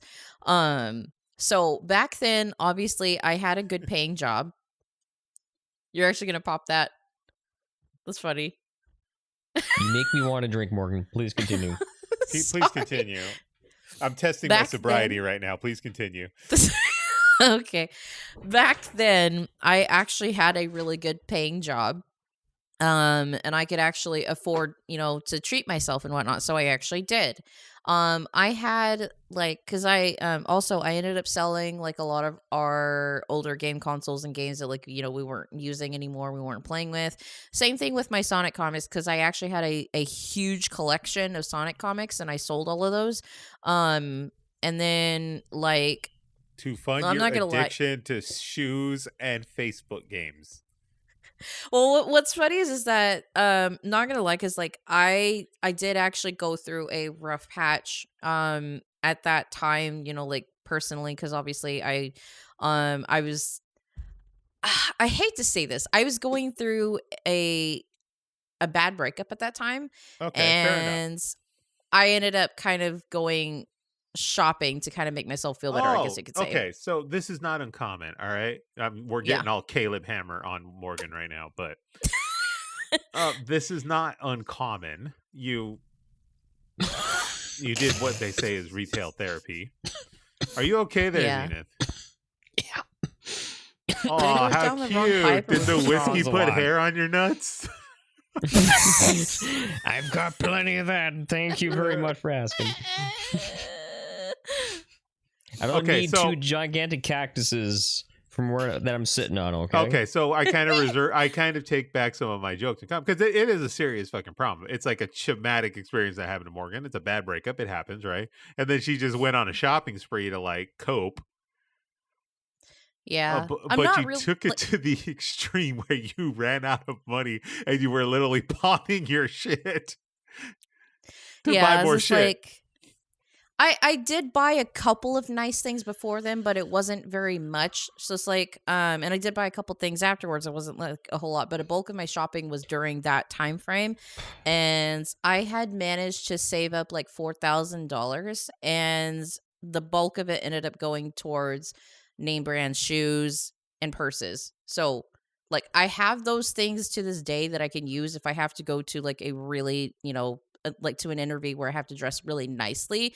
So like, you know, I talked about this recently on Zen Stream, in fact, where like I can look like money, but anybody who actually really knows fashion would know that these things are very, very, very out of season because they're from like um they're like from like 2011, 2012, something like that. So like the stuff that I have is super old. Well, now let's But be yeah, real. Let's be real. They would call that vintage now. So yeah. vintage is in. So you're okay. You're on top of the curve. Um, Mhm. interesting insight and life choices for this Very interesting. tumultuous period of your life. The Uh, Facebook games though, that one was on me. I have no further comments on that one. As for myself here, we are like really towering through Super Mario Wonder. It is on my backlog list, and Super Mario Wonder is the best 2D Mario ever made. Yeah, It is. It's dare I say it? It's better than Super Mario World. And nice. Super Mario World is fucking top tier. There is so many little fucking nuances in this game that make it so good. Okay, It's got all these so little throwbacks to every Mario game, like down to the doors, and I think it's Mario 2. Like the little doors that you flip and he goes and you could see Mario's ass when he walks in the door, like that old school animation. Um it's got like the Super Mario 3 like little mushroom houses with the big chest where you get the wonder seeds in some of them. It's got all of these little things. When we did the first glimpse, it had the Super Mario World song in one of the levels. The underwater stuff, but they take so many they take so many creative liberties with this game that really make it special. yeah, and not to mention like the graphics in the backgrounds are actually like really vivid and bright It's just and beautiful. have a lot of depth. Mm-hmm. It's just beautiful. One of my favorite things I encountered in this game, I talked about it like when I started it was then a long time ago. One of the thing is that the Bowser children will change form during the boss fights. They'll change form. But one of the other second thing that I just blew my mind is like I found one of the wonder seeds, but there was no level change. It basically just turned into like a quiz show, and it's like, okay, here's time for a quiz, and I had to answer like Quizlet questions just to get the wonder seed, and that just like it's all these like little creative liberties they take that make things so fresh in like a game like Mario, where something like grinding out all these seeds would be tedious, but they find ways to make it fun. Mm-hmm. And it's an incredibly well done game. It's the soundtrack, everything about this game is just creatively well done, and it's damn near perfect. Yeah, like even like a lot of the little areas before you go into level, a lot of times, especially when you're in the area around like Big Bowser Castle in the middle of the water world area. Mm-hmm. Like you can actually see Bowser's Castle in the background if you go into like the some of the levels down there. And then there's a lot of hidden stuff. Like I was in the desert world, and there's a lot of hidden stuff in the deserts. You just keep finding more and more levels to pop up. I think I racked up almost like 35 seeds just in the desert level alone from finding just all these random little areas. Yeah, that was a lot of fun. And then it does a lot of interesting things where it'll force you to replay a level several times if you don't find the correct route. Like if you do not find the wonder seed and then find the correct route out of the wonder seed part, it will basically not let you finish the level, and it will force you to go back and do it again until you do figure it out, which keeps the replayability of it fairly high. Mm-hmm. It's damn near perfect. It is I could totally see why that was in the game of the year category. It was damn near perfect. Yeah. And it's just a phenomenal, and I know we're getting to Switch 2 time and all that kind of stuff. So I feel confident saying it's a very nice last hurrah for the Switch itself. Mm-hmm. I highly recommend it. Go play Super Mario Wonder. It you would think it falls under the category of like the new Super Mario Brothers and all that kind of stuff. No, it's in a game all its own. It's not even a mainline game, which blows my mind. Yeah, I'm really glad that they moved on from the new Super Mario Brothers format, because like that stuff, like, you know, it was nice at first, but then it felt more of the same. It was felt safe, and with this, they went with something entirely different, and they nailed it. Yeah, unbelievable. Did you finish it? Yeah, I finished it on stream a while ago. Yeah, I'm pretty close. I think I've got 2 worlds left, so Okay, we're about 8 hours in. It's not very long. It's about a 10 to 15 hour game, so it's not very long. It's not that long, no. Yeah, no, but It's we're not even really there. all that challenging now, is it? Some of the shit's actually some of the bonus hard. levels, though. Yeah, some of the bonus levels are actually incredibly pretty hard, which kind of threw me for a loop too. Some of the stuff is incredibly difficult, and it took me several tries to get through it. But great game, Super Mario. Super Mario Wonder, fucking fantastic game.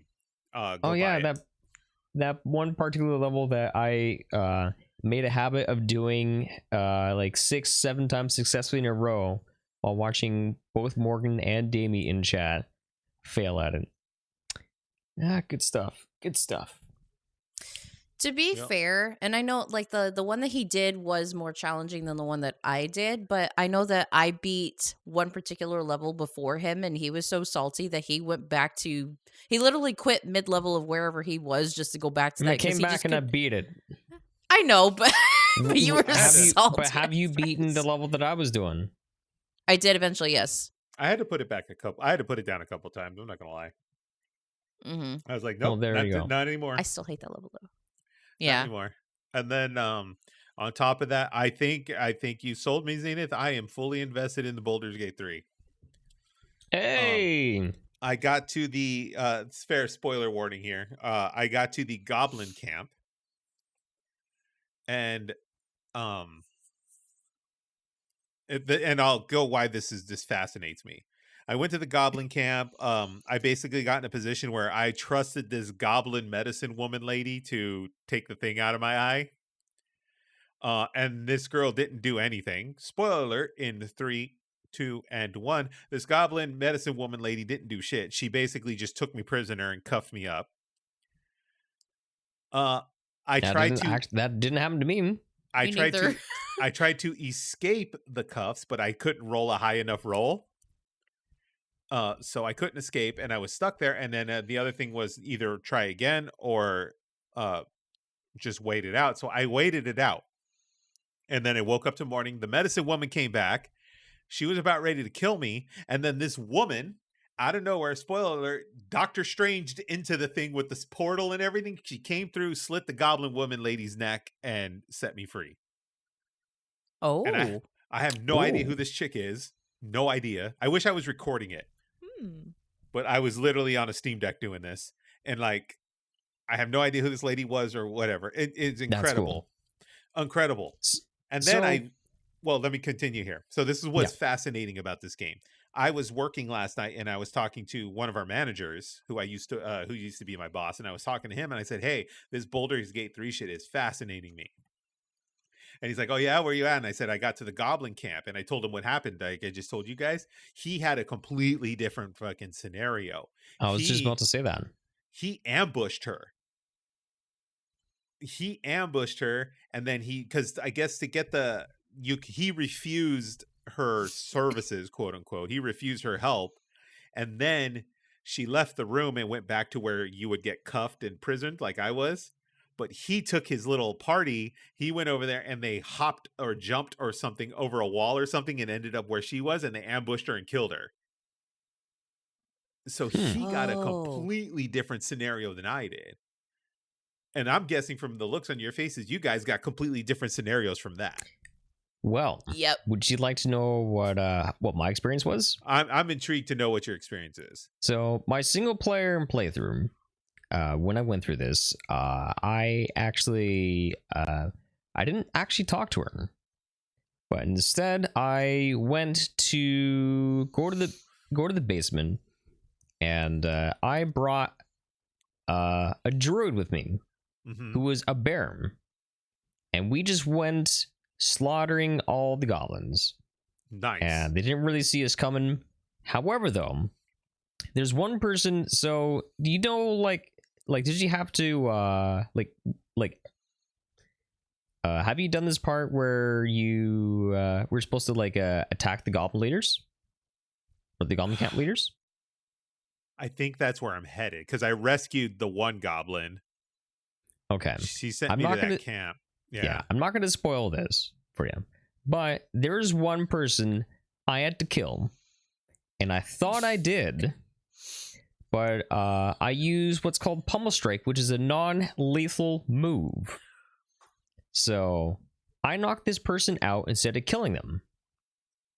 So I was like, oh, okay, well, they're dead. Here, let me just take all your stuff, take your weapons, take your armor, and let's go. And I thought I was done. I wasn't. I'm like, what the heck's going on here? Found out that one person that I knocked out is still alive and is awake. So I went back there, and that person is standing on a platform all by themselves. Sorry, it's a she. And she's butt naked with nothing, no armor, no weapons. I was streaming this on Discord, and everyone's like, why is there a naked person on your screen? I'm like, and that person was supposed to be dead. So people had to see me basically gang up and beat up on one naked lady who's stranded by herself. I just went in there and then just get shanked her. It's incredibly fascinating because then I talked to another friend who's which I'll explain in a second here, is going to be is getting Pow and I into this whole new realm of interest.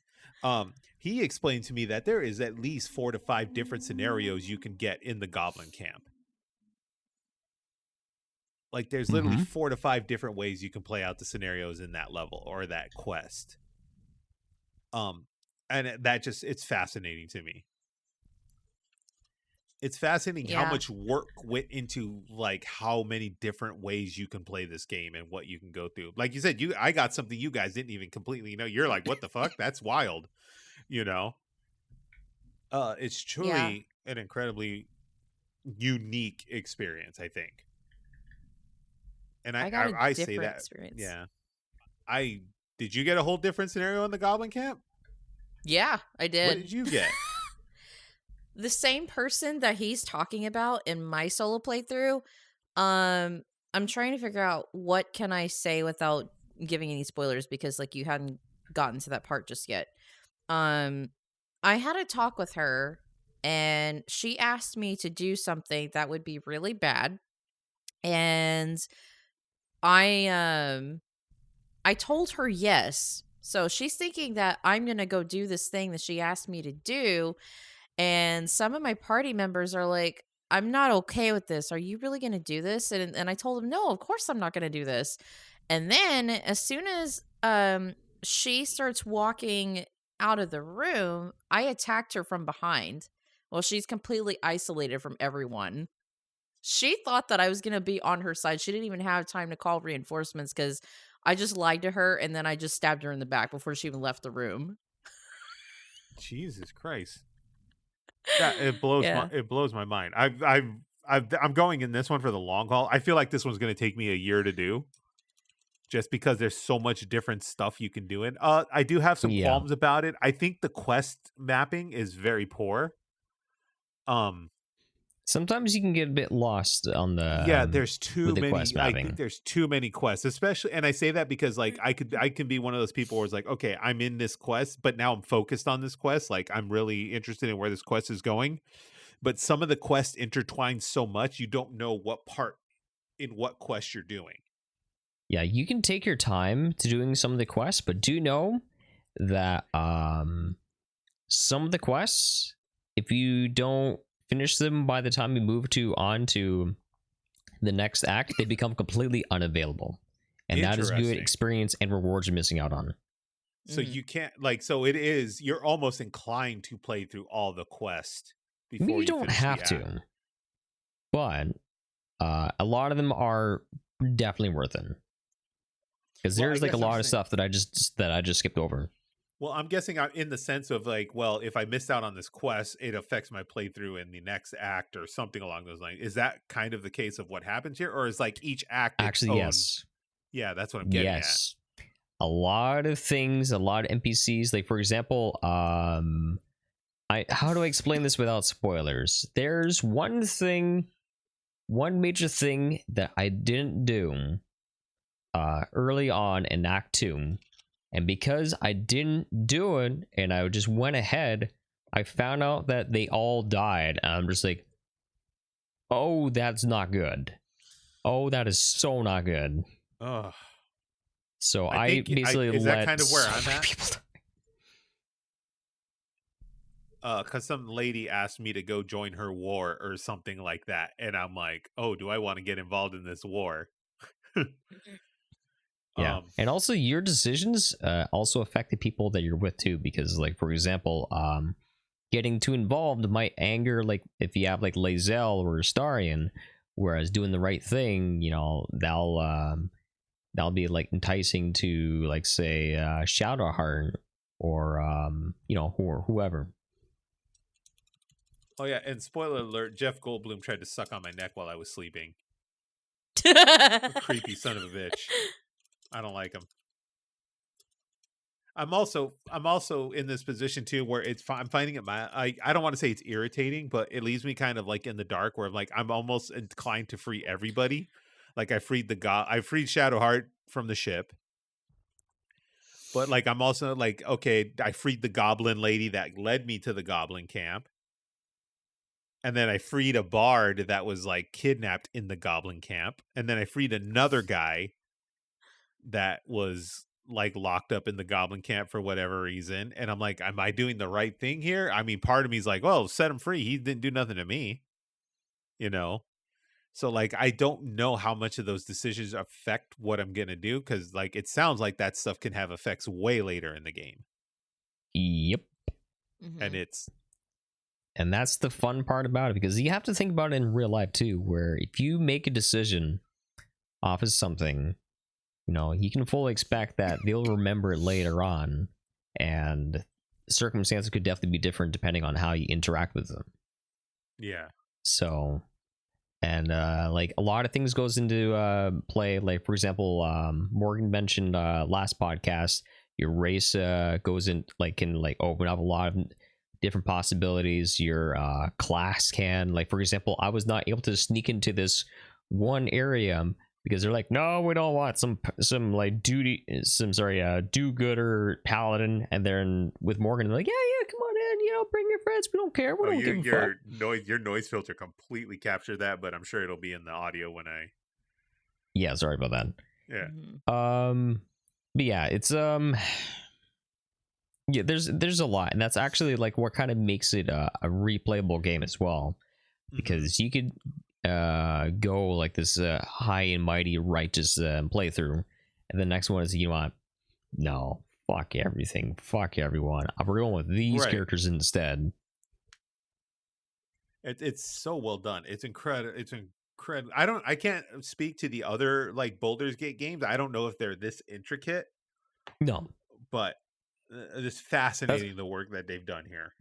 What's actually interesting is Larian Studios is well, they picked up the Baldur's Gate IP,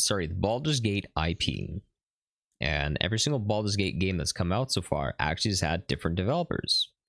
So Larian Studios, who did what is it, Divinity Original Sin, yeah, so they had good success with that. They made enough money from that. It's like, all right, so we're gonna be doing Baldur's Gate, and then, you know, look at the masterpiece that it is now, making, you know, probably made millions upon millions. Yeah, it's one of the highest selling games, I think, right now.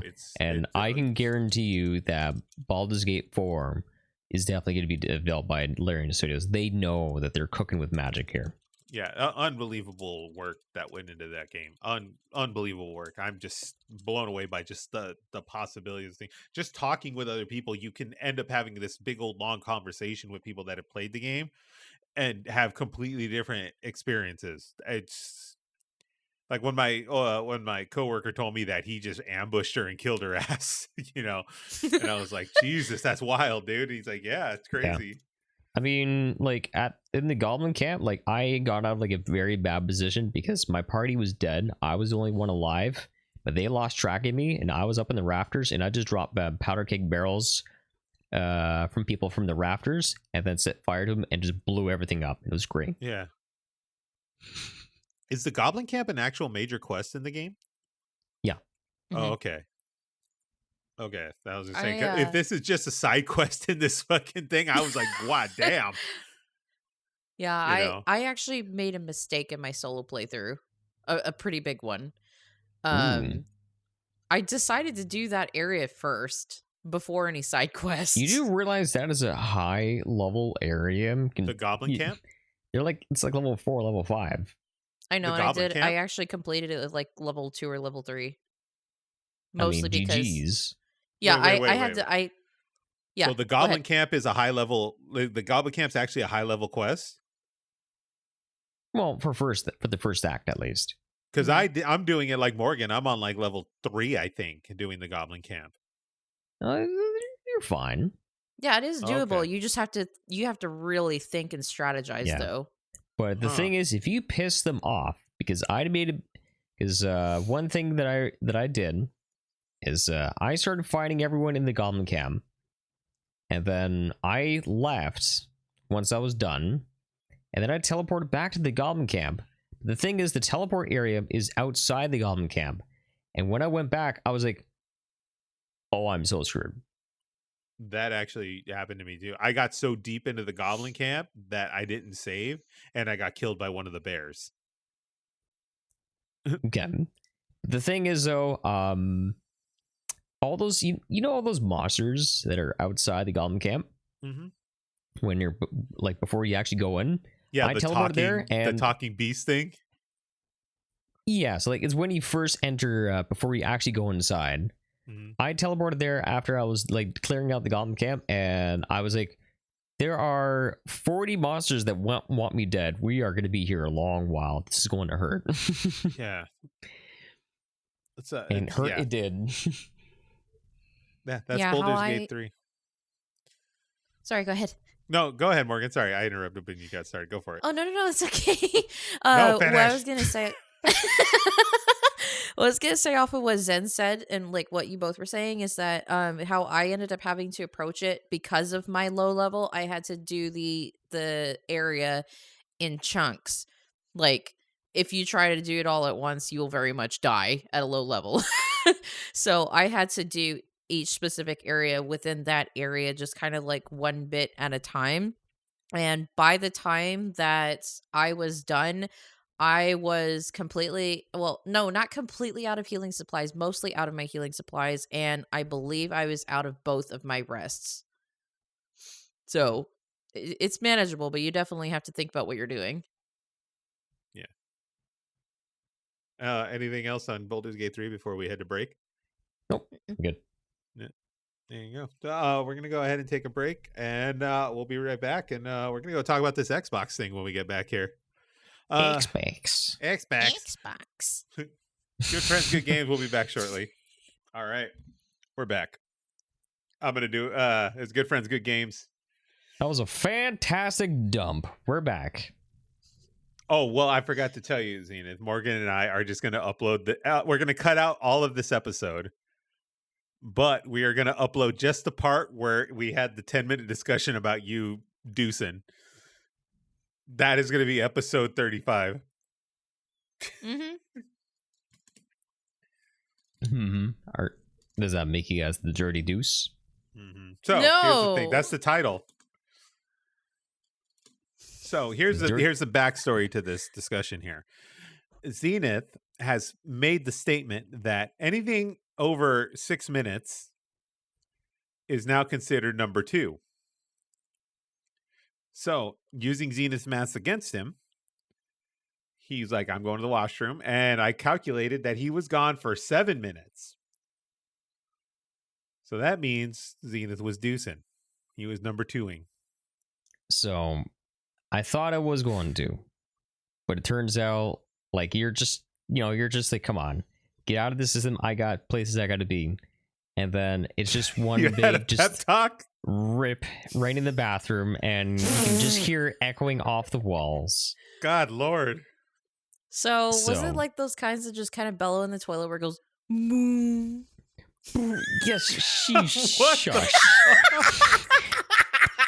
Did I call it or what? Yes, the toilet goes moo. Thanks, Morgan. It talked back to you. Maybe that's why your name was Morgan, because your toilet goes moo. Morgan. Yeah. Yes. We are not. We are not. We are not immune to poop jokes on this podcast. Yes, we're not a moon. Mhm. Are you a moo? Hannah, one of our loving founders, stream name used to be Coffee Poops. Yeah. Oh, then we have the full endorsement of Hannah. So Coffee Poops. Yeah. It's funny because like caffeine shit. Hannah is taking on a more professional presence for the things she does do online, right? Like for her family and her coworkers and her friends and stuff like that. She having to have a more professional presence, but never will I accept that. It will always be Coffee Poops. Yep. Coffee Poop, twitch.tv/Coffee Poops. That was literally the fucking channel. That's funny. Good times. 2015 Twitch will never be the same.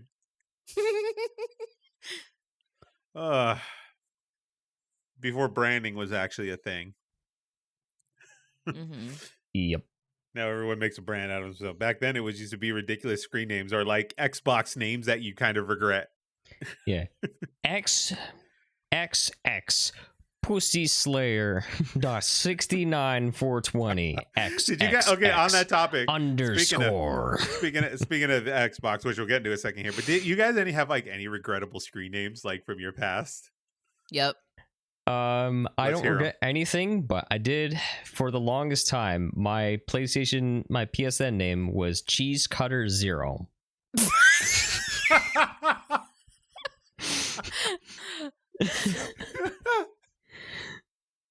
And You then know, if they made a Fast and the Furious movie for you, you would be you'd be the fart king instead.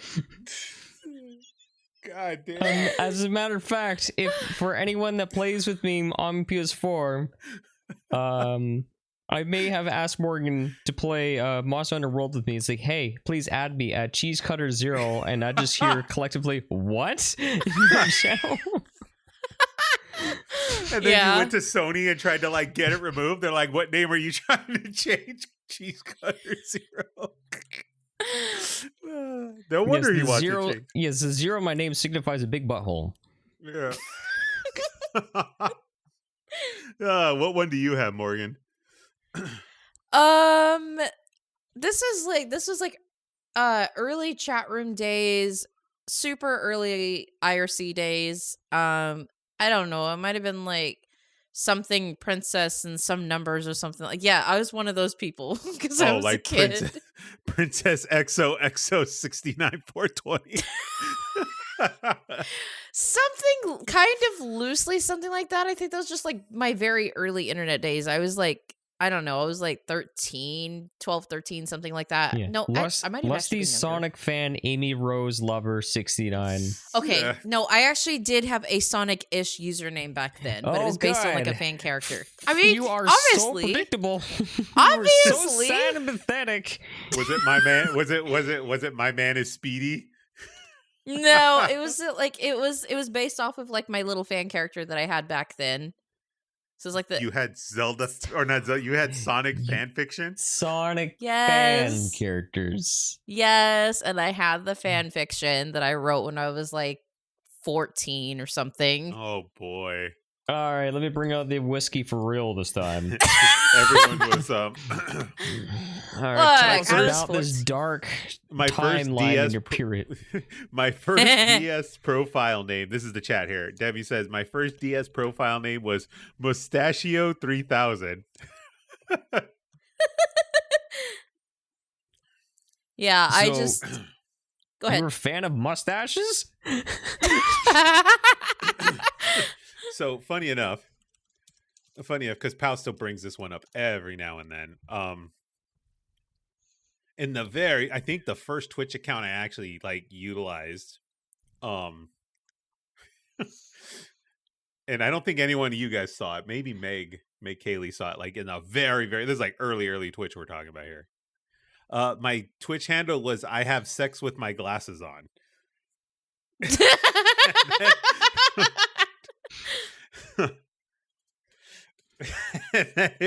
That one was like used for maybe a good couple months, and then I changed it when I did the Erik the Nerd one.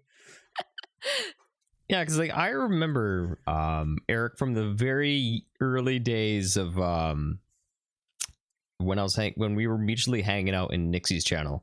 Yeah, it wasn't the sex with the glasses one, was it? No, I don't think I remember that name. I think it was Erik the Nerd. But probably. That's pretty freaking awesome. Yeah, it was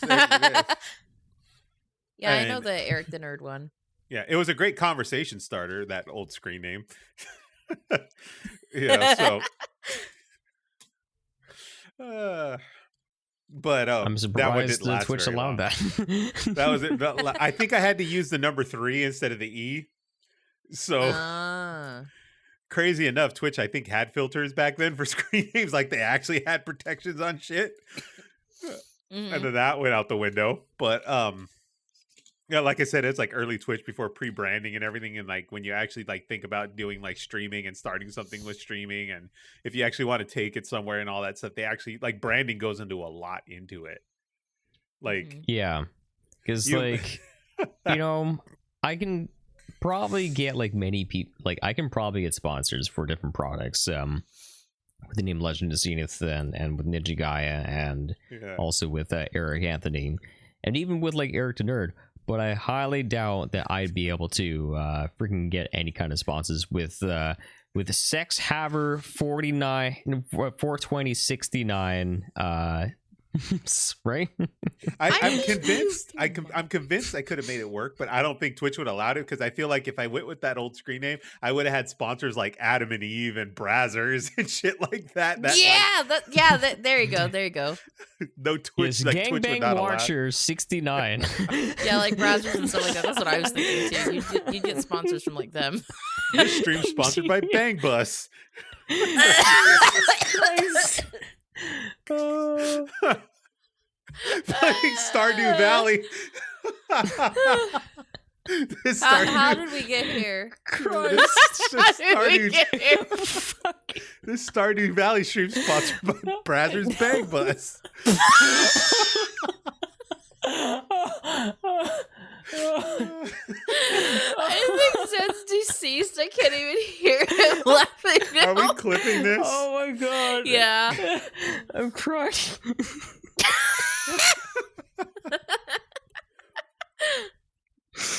Oh, my eyeballs are warm because I'm holding my coffee. That's not helping condensation in my eyeballs. Oh, that absolutely killed me. Yep. Oh, jeez. Fucking run a Pornhub ad before I start Disney Dreamlight Valley. Yeah, before you buy, here's a word from our our latest OnlyFans sponsor. Yeah. I'm gonna take a billboard out on the freeway. Can you imagine my business cards with that screen name? Or could you imagine like Leshki just playing a Disney Dreamlight Valley, and and in the background you just see like a billboard like fucking Pornhub by Erik Anthony. She'd be like, "What the fuck is this?" Oh, imagine what my Fortnite skin would look like. My Fortnite foreskin. That's not shield juice. That's man juice. So, can I use that as the title? Can I use the Fortnite foreskin as the title? Will I get in trouble? You can't. No, you can't. Oh no! Oh, my makeup is melting. Morgan, Everest would be so mad. Maybe it's a good thing you sprayed yourself in the face. Fuck you! Which is very fitting for today's podcast topic. I can't even ask what I was gonna ask because it would be too much. Just I'm so mad. I'm so mad I can't use it. I'm so mad I can't use it. I would have gone and downloaded like the Fortnite font and just put Fortskin. Yeah, you just see like the generic Fortnite heroes, and then you just see like a character standing, and they're just completely blurred out. Or maybe it's like a dude that's like in the hot dog costume, but you blur it out. Yeah. Blur out his hot dog. Or no, let's just be real with it. It's just a straight fucking inflatable penis. Like, Morgan, I thought you said blow his hot dog. It's like, no, blur No. out his... No, I said blur out his hot dog. I didn't say blow his hot dog. It Twitch should is be gonna as small as a kick hot us off dog. this platform in a hot minute. Do you know how small hot dogs are? They're like 4 inches. You better not have a hot dog. You should be having just smoky, not these like. what are you little tiny talking babies. about? No, Dodger just dogs are like smokies are 9. 2 inches. Dodger dogs are like 9. Oh, Jesus. Calm down, Morgan. Calm down. Jeez, if those hot dogs are like 4 inches for you, what do? Just like, swallow them? Anyway. Wait, so what do you call the little baby Franks that come in the can? Penis turds. Where do those fall in the spectrum? Well, because I could call them like Vienna sausages, because it's like I think that's literally what they were called in the can. Okay, there you go then. I would have told. Damn, dude. I wish my streaming career took off with that screen name. I would have been fucking great. Yeah. If only. My Yeah, my those Fortnite are- skin would have literally just been the inflatable penis gun running around. Yeah. Yeah, you leave the battle bus and your testicles just like open up and it has like 2 propellers. There you go. Chibi, you missed like 5-10 minutes of just pure disaster. Pure disaster. No, it was creative genius, you bastard.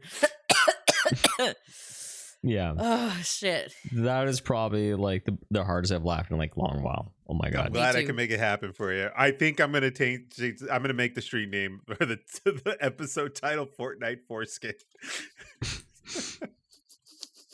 Or whatever. Or Fortskin. Yeah, Fortskin. Therefore, like no one will actually know that it's really dirty, but at least it sounds very dirty. Yeah, that's great. That's good stuff. Okay. I swallowed Okay. and I didn't choke on it. Context. Oh my God. No, this, because I'm trying to drink.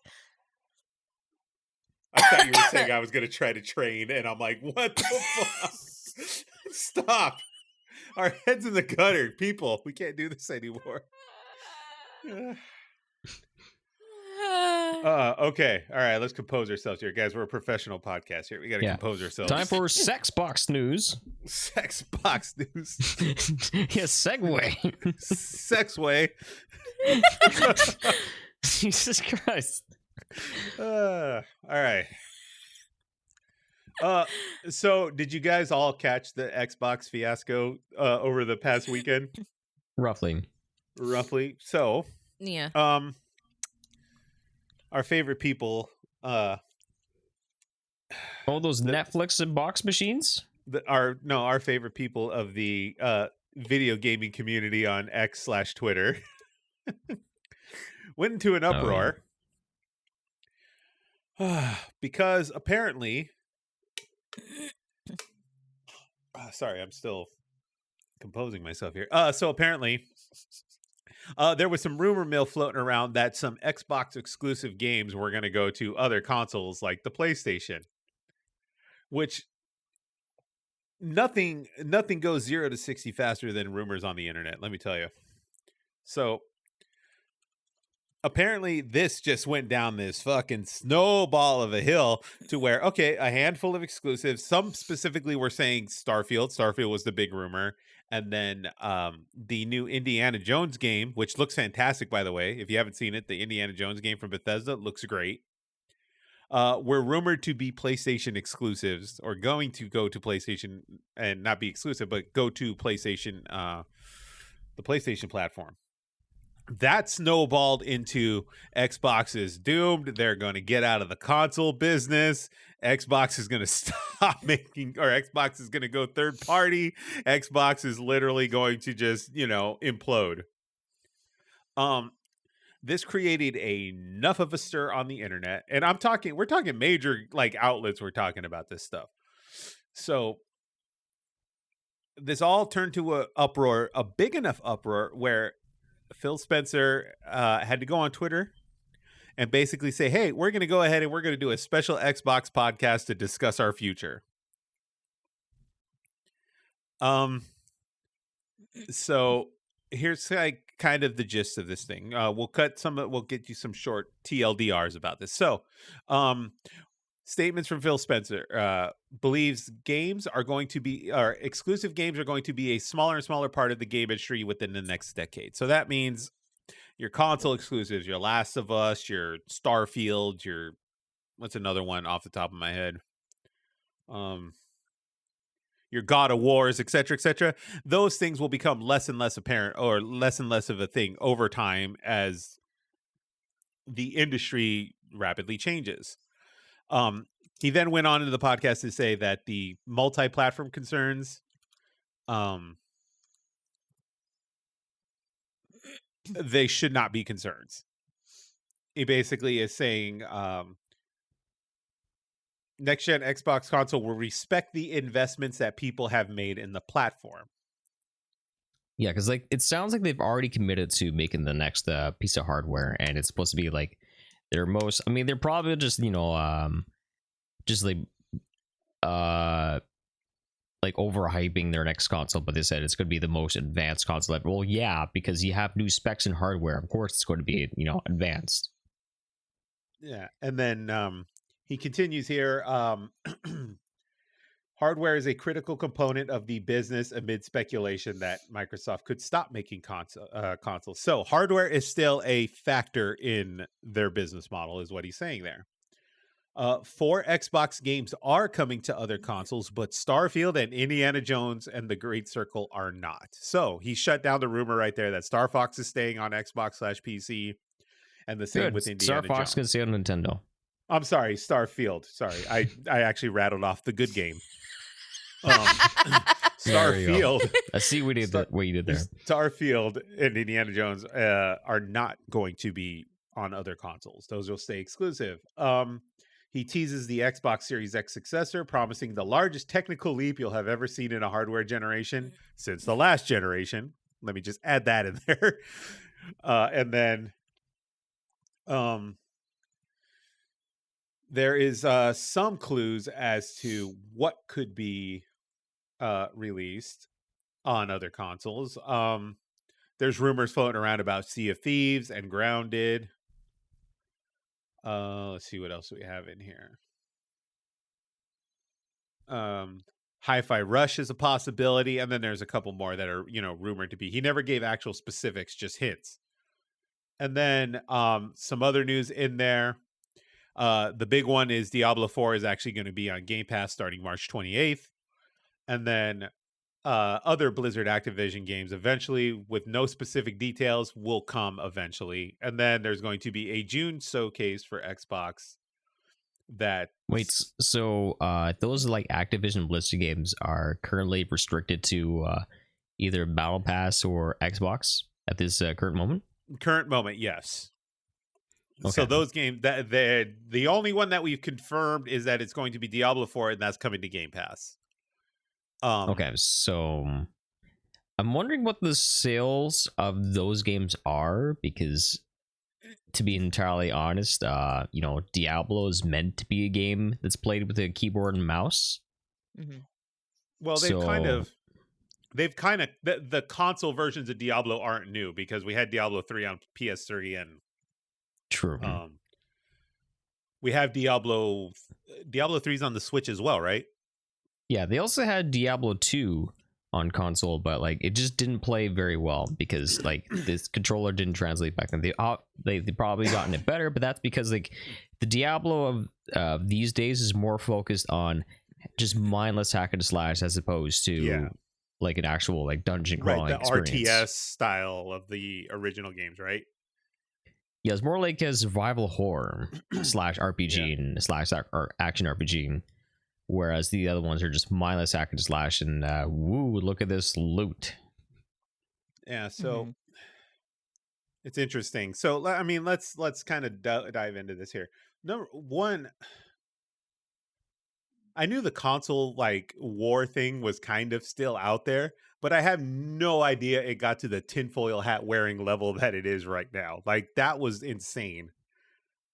Like what was floating Yeah. around on the internet. Like Yeah, because even on PlayStation is apparently not performing as like I think it's just like reports or just speculation, but but they haven't been like performing as or like selling as many units as they originally thought, because I still know tons of people, including myself, are still struggling to get a PlayStation 5 or even managing to afford PlayStation 5 because they haven't gone down in price, haven't they? No. well, they haven't gone down in price, but they've switched to newer revisions of the hardware. So now you can get like the slim, and I think you can get, or is it just the slim? I think there's just the slim now, and then you can buy the drive separately, the disc drive, Ooh, shiny. Bring down the price, then maybe I'll consider. which I'd Yeah. imagine is coming the next year. But I mean, it's widely reported that the PlayStation, I think it's selling almost 2-to-1. Compared to Xbox for like Xbox. But Yeah. you still think about it, even despite the Nintendo Switch being like a very old console, it's still for the longest time it's outselling PlayStation and Xbox. Oh yeah, well Nintendo's trumped them all this past generation and a half with the Switch. Like that's a given. Mhm. But people also kind of throw like this bandwagoning where people kind of just like these hardcore PlayStation and Xbox, fanatics that are just insane, that just bash Nintendo when they fail to understand that Nintendo just has a different approach to everything. Nintendo, like the PlayStation Xbox fanatic is not Nintendo's market. Yeah, they do their own thing, and they're not really trying to compete with anyone. They're just trying to just get units out, and hey, if people want to collaborate, great. But at the same time, don't expect any Nintendo first party titles on your like on other consoles. But if you want to bring yours in, Nintendo will work with you. But on that, it's funny enough too. It's funny enough, the people that bash Nintendo for what they do praise the other two when they release a device that is clearly inspired by something Nintendo did. Yeah, because like PlayStation came out with the PlayStation Move, the Xbox came out with the Kinect. Like clearly they're like, all right, Nintendo knows how to print money. They try that and they fall well short of what Nintendo tried to do. And then I think that's support. That comes down to software support. Where the Wii, they made the software to make the device. But I'm talking more recent. Like, look at the Switch. It's no surprise that Valve is successful with the device they have if they did not look at what Nintendo did. Absolutely. Yeah, Steam Deck sales, went up a lot, but I still know way more people that have Nintendo Switches as opposed to a Steam Deck. Oh, well, yeah, again, that comes to the price point of the thing. The Switch is nearly half the price dependent on the model you get of Steam Deck. So but like it's clear Valve saw what Nintendo did and they're like, we can actually really corner this thing and really, take advantage of what Nintendo did and, make our own device, which they did. And it's sold like gangbusters, it even got people that don't really have the financial means to fully invest in a full-on gaming rig to buy in and embrace PC gaming in a way, because it does what the Switch does. You put it in a dock, you plug the USB-C in, and it goes right on your TV. You compare a controller to it, and boom, you have a handheld gaming device that acts like a Switch does right on your TV, but it also has access to your whole PC gaming library to an extent with the, caveats. But there's that. And then Sony comes in and they do the PlayStation Move, which is clearly a nod to the handheld that are widely successful now. And there's even rumors floating around that they're looking at a handheld device again, like, even though they failed at the PSP. So I think it's crazy. I think all this bandwagoning, it all comes down to just people. How do I word it? people are afraid that they invested the wrong their $500-$600 in the wrong box. Mm-hmm. I think that's what the problem here. And I mean, I get it. I would be pissed too if I spent $600 into the Xbox ecosystem, this generation, and to find out that it's going away. Then you also have that group of people that are people that think, oh, it's a good thing that this developer is falling. That like they love to see other companies or big brands fail. It's like, you know what?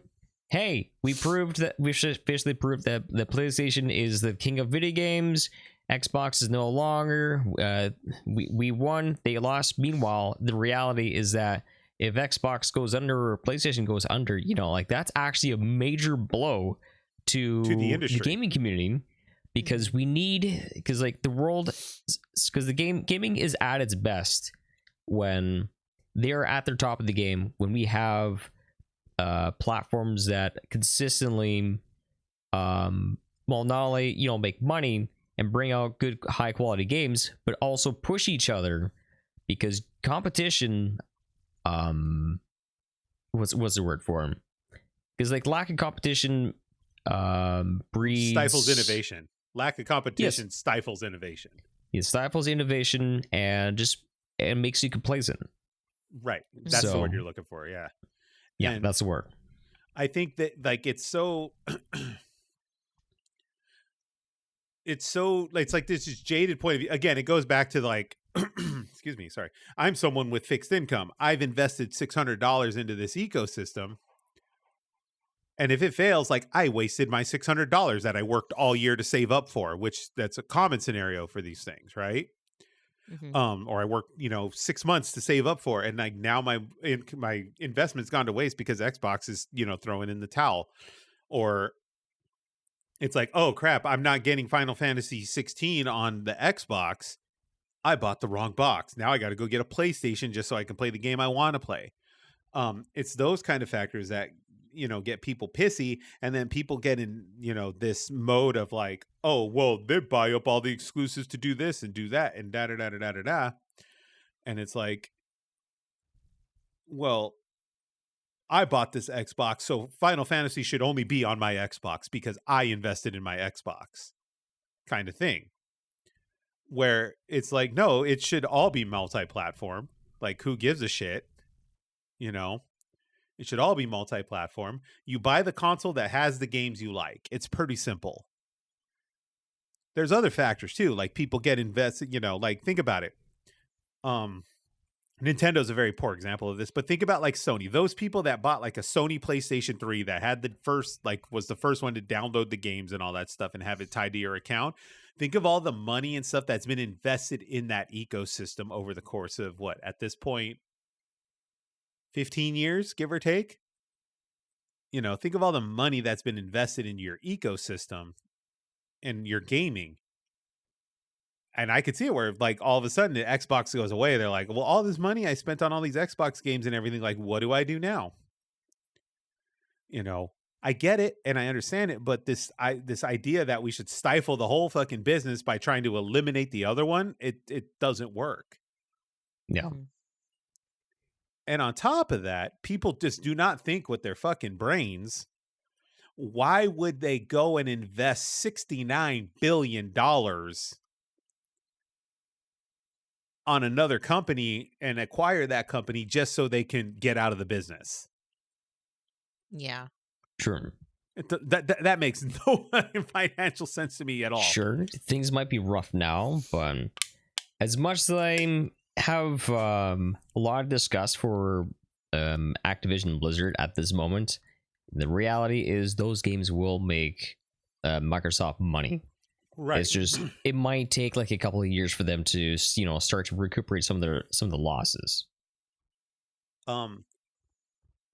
Do I think Xbox's future is in hardware? I think they will stay in the hardware business, but it's not going to be the traditional sense of hardware that we see now. Yeah, I think their next console will be like the because like Microsoft makes a lot of money. Like if it was any other company that was in charge of this, they probably would have been gone. They probably would have been out of the game already. But the reality is they have the financial might, they have the flexibility to be able to be like, okay, so this hasn't worked. Let's come up with a new console because, let's not forget that Nintendo had like a really rough patch with the Wii U, and look how well they rebound with the Switch. If Microsoft can come up with something, especially when now that they have solid title like actual solid IPs to add to their repertoire, like they could easily compete with PlayStation in for the next time we have the next gen consoles. Right. So, well, the thing is, I don't even think. I think they're going all, and even then, guess Game Pass is suffering a bit too. Like the subscriptions are down, et cetera, et cetera. Xbox is just in an all around bad position right now. Yeah, it just does not look good, and I think the investment in Activision Blizzard, et cetera, is to bolster that comeback.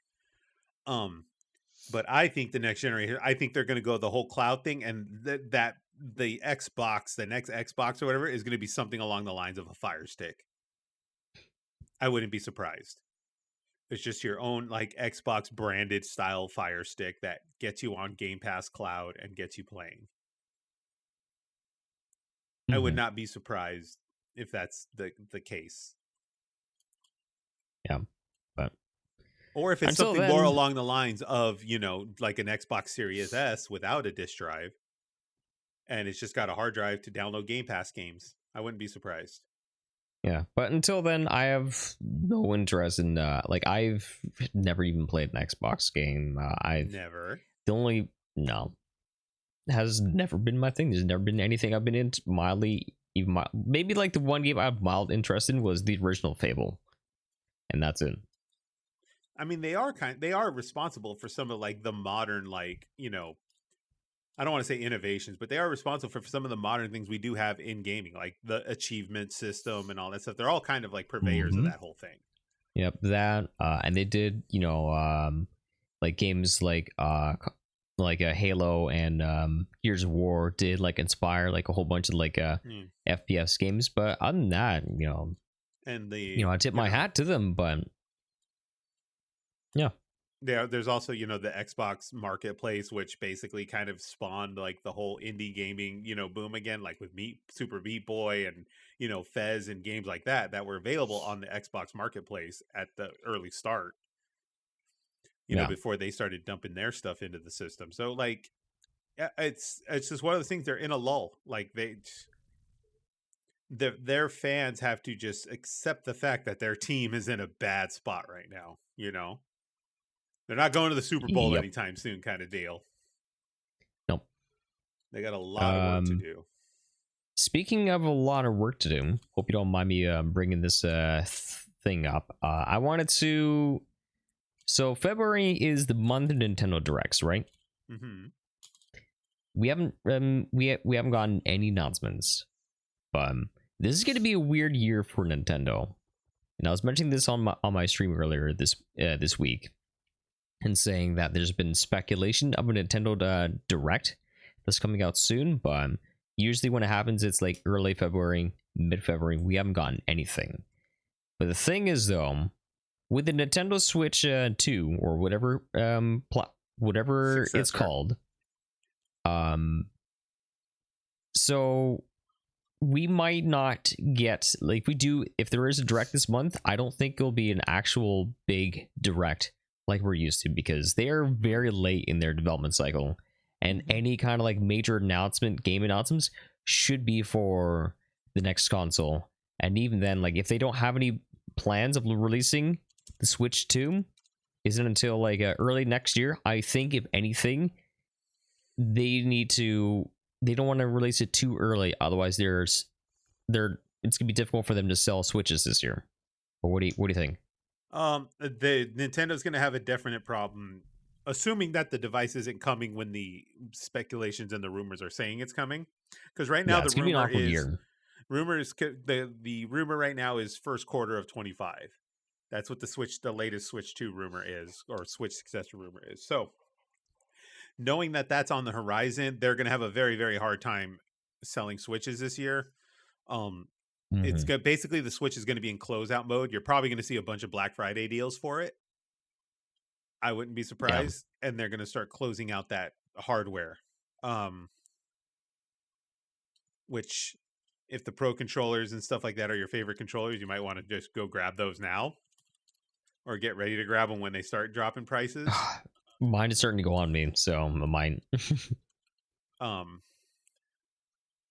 Because I haven't heard anything from what Nintendo. There's no Metro Prime 4. There's none of that. So who knows what they even have to talk about this year? Mm-hmm. Smash Brothers is done, so I don't know what they're going to do. Yeah. Mario Kart packs are done, right? Like Mario Kart packs and all that are done. They've done all 6.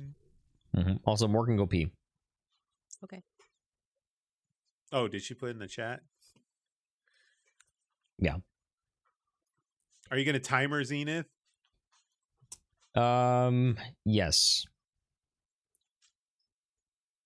All right, timer started. Timer started. Let's see how long this. Wait. Oh, where did she even? Oh, in the live chat. Yeah. Yeah, I post. Yeah, I was the one that posted in general. She posted in live chat. Let's see. Now everyone's talking about peeing. Green. But yeah, I think the Princess Peach Showtime, that might be I the forgot last. about that game. Yeah, I mean it's not. I mean, some people are excited, and some people are just like, "Oh hum," because I think at this time, like, it's too late for any kind of like major game announcements. If it like that's why all we really know at this point is just a whole bunch of third-party titles and remakes. Because with remakes, you could, you don't have to. What if they actually do the Zelda remake announcement this year? If there is going to be a Zelda remake announcement at this time, it will probably just be the Oracle games similar to Link's Awakening. Or just I can tell you right now, actually, I didn't mean remake, but I can tell you right now, I think the one thing that will get them through the rest of the Switch year or the rest of the fiscal year, or whatever, Twilight is if Princess, they do Wind the Waker. if they do the Wind Waker Twilight Princess thing. That would probably get them through the rest of the year, along with Princess Peach and.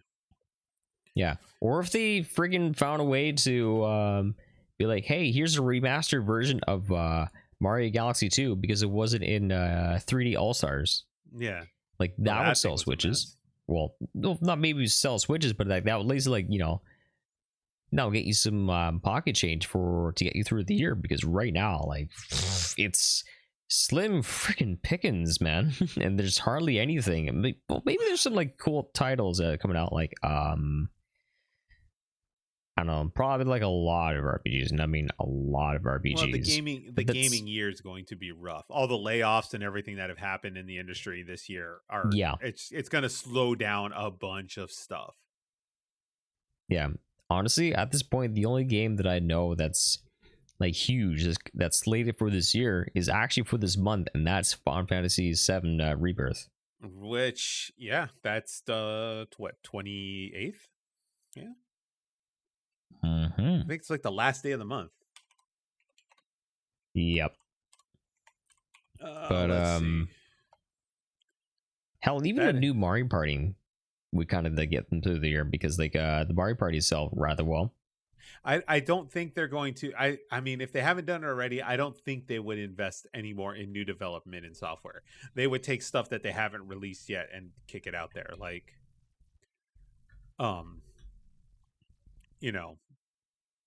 the Zelda Wind Waker Twilight Princess could come out, and that would get them through the year. We do have the what's it called? We do have the what's the one, the Paper Mario's coming. We forgot about the Paper Mario. That's got to be this year. Yeah. So I mean, they have stuff. Yeah, that's why I said this year we're expecting remakes. Yeah. So they have stuff coming. Yeah. So. And then there's probably like the yearly, here we go, here's a Pokemon remake. Yeah, we put in so little effort, but give us money. Pal World, that does not exist, right, guys? I want Pal World on Switch. I'd buy it. Yeah, Nintendo wouldn't allow that. Money talks, buddy. Money talks.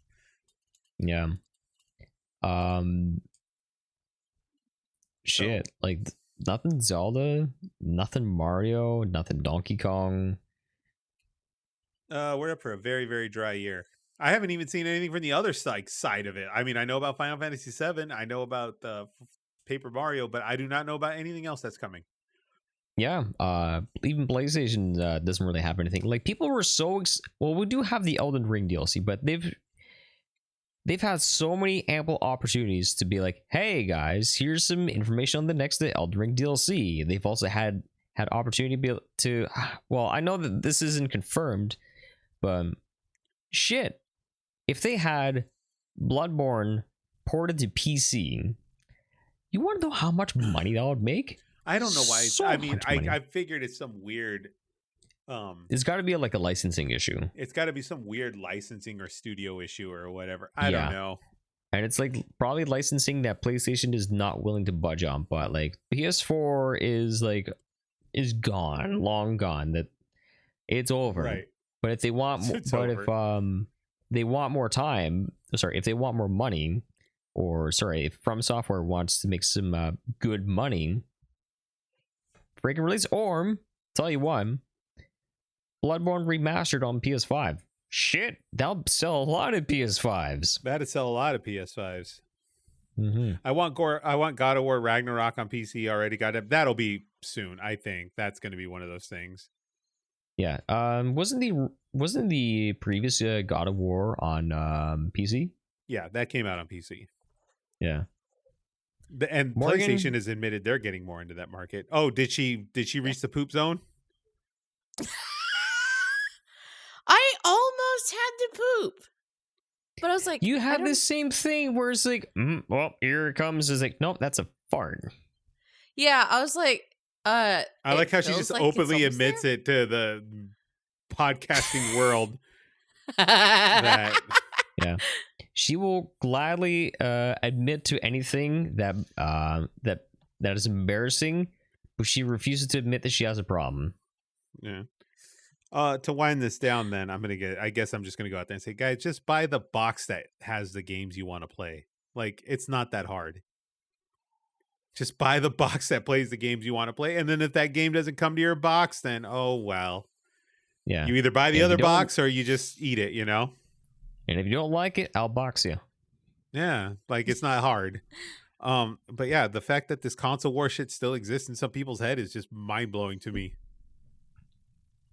Well, that's the thing. Some people just get so caught up on like confrontational nature that they just completely forget to just get out there and go touch some fucking grass. Like I said, I think it's more just the whole idea of like, I spent all this money on this box and now I have nothing to play on it. Like, well, you've been duped. Cry about it.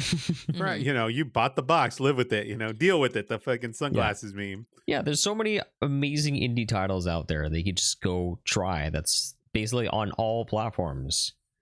For real. So, and they're like cheap as fuck. I mean, like, that's why I'm loving Hades so very much. Such a good game. Having a great time. Mm-hmm. All right. That is it for the episode today. Some administrative stuff before we go. Next episode is on... I need a calendar, sorry. Next episode is... God damn it, load faster. Maybe like March 2nd or the 9th? I believe that's what it is. 2nd, yeah. March 2nd. Yeah, March 2nd. That would be the next episode. Okay, great. Because I'm going to be visiting my brother for his birthday next weekend. So perfect. Works for me. Nice. Aww. March 2nd. That'll be the next one, March 2nd. And then it's finally happening. I was going to do it this past weekend or this past Wednesday, but I forgot it was Valentine's Day. So we had to do the Valentine's Day thing. But this next endeavor for me will be the Back to the Backlog. I got to start getting that. So first episode of Back to the Backlog, I am looking at this Wednesday, which is the 21st. February 21st, first episode of Back to the Backlog. I got to start cataloging the games that are on the backlog. Mm-hmm. And then we're gonna go from tell there. us, will it be on Eric Anthony or will it be on The stream is going to be on the Eric Anthony channel because I have to keep that channel alive before Twitch just wipes me from existence. And then, then I got to go, and then I will upload the VODs up on the Good People YouTube, and then any clips and all that stuff will go on the Good People channel also. So, can you actually stream to 2 different Twitch channels these days, or is that still something that's not allowed? Well, that's whack.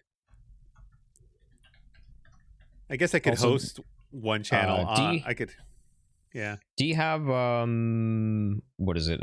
Underscore after your name? Yeah, Eric Anthony _.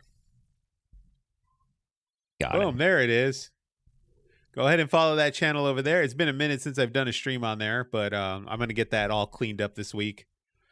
Get the stuff set up for that show. So yeah, back to the backlog. I'm gonna go ahead and I'm gonna start tackling all these games I have sitting in the backlog. I know I've gone over this spiel a couple times, but if you haven't heard it yet, I'm going to start the game from where it's at. Unless it's something major like a Bloodborne or something like that major that I don't remember if I touched it or not. If it's something huge like that or something very intricate like a Mass Effect or something on those lines that's very story driven, we might start it over. But for the most part, a lot of stuff is just going to be straight from where we left off at the save and then go from there. We're going to kill this backlog. If we got to... What time are you going live on Wednesday? I'm still debating on the time. I haven't picked it yet, but I'm thinking it's going to be roughly 5:30 to 6 p.m. Pacific Standard Time. Okay, sounds good. That's about 9. That's 9 Eastern, give or take. That's my plan there. So that's that. And then, yeah, we're back on the 2nd of March. Anyone got anything else before we go? Morgan, you did not talk at all during this Xbox talk, except to tell us you had to pee. So do you have anything before we close out the stream today? Yeah, thank you for your input. Just saying that you thought you had to poop. I'm sure Phil Spencer knows you're on his side. Yeah, honest. Oh shit! I almost just tipped over my mug. I find that it's really interesting. It actually, strangely enough, when you all were discussing that, it started to make me also think if they start going in the direction of Game Pass games or whatnot, are they gonna possibly in the future consider completely doing away with discs and all your games just become digital? Oh, I got news for you, girl. If you haven't been paying attention, that's already on the horizon. Oh, is it? Oh, okay. Because what was it? If you haven't noticed, was it Baldur's Gate 3 that did it first, where there was no major physical release to start off? The only physical release they have is the special edition. And then they're download it, you fucking nerd. Alan Wake 2 has no physical edition. And then what was the next one? I think it was an Ubisoft one that had no physical release, but I could be wrong. Even the Ubisoft president went out there and said, "Get used to not owning your games because everything's going digital." So that's what I was starting to think too. Because I was like, are there gonna be some companies that? And I'm so sorry for bringing this up right here at the very end, but this made me think. It's are they going to go in a direction where they're we're gonna release only digital games, no more physical copies, and JK, you don't actually own this game route, kind of like Ubisoft did? Because that would actually not be a cool thing to do. It's going to be a thing. The physical release very short. Yeah. Anyone that says get used to not owning the things that you pay for, well, sure, they have the right to say that, but as a consumer, especially en masse, we're gonna be and you're gonna have to get used to us not giving you money and finding other alternatives for entertainment, because I'm pretty sure there's other companies out there that's not gonna fuck us around and actually allow us to own the things we pay for. Look at Baldur's Gate. They gave a major fuck you to all the people out there that's trying to gouge out their customers, and nope, you bought this game, you have everything you need, there's no DLC, don't give us any more money, no, none of this stupid battle pass shit, here you go. They also went out there too. They also went out there too, and I think it was just the recent game developer conference or the game like development awards or whatever, the most last recent awards they gave out. They said too that the shareholders were the problem with the gaming industry and not the gaming industry itself. So, I love you know, it. yeah. I fucking love these guys. Yeah, they're a very special breed of people. But I mean, to answer Morgan's question, it's already happening. What's going to happen, I think, and at least my old head thinks, is if you want a physical version, you're going to have to go buy that special edition for $100 with a bunch of shit you don't need. You know, Yeah. your fucking Assassin's Creed toilet paper steelbook collector's pack or whatever, just to get a physical copy of the game. That's what I think is going to happen. Yeah. Or like the dollar store manufactured plushie that comes with it. Oh no, not the dollar store. Yeah. I think that's the route they're going to go. If you want physical, you're going to have to buy like some $100 special edition and get the shit that comes with it. That's what I'm thinking is going to happen. So, yeah. That is that. Anyone have anything else before we head out of here? No, I'm good. Good. All right, guys. That's the end of the episode today. Thank you so much for hanging out with us today. You can catch us on twitch.tv/ what is it? Good People Media Group. And you can catch us on, Spotify, Apple, wherever you like to listen to your podcast. You can catch us there. This has been Eric Anthony. You got Morgan.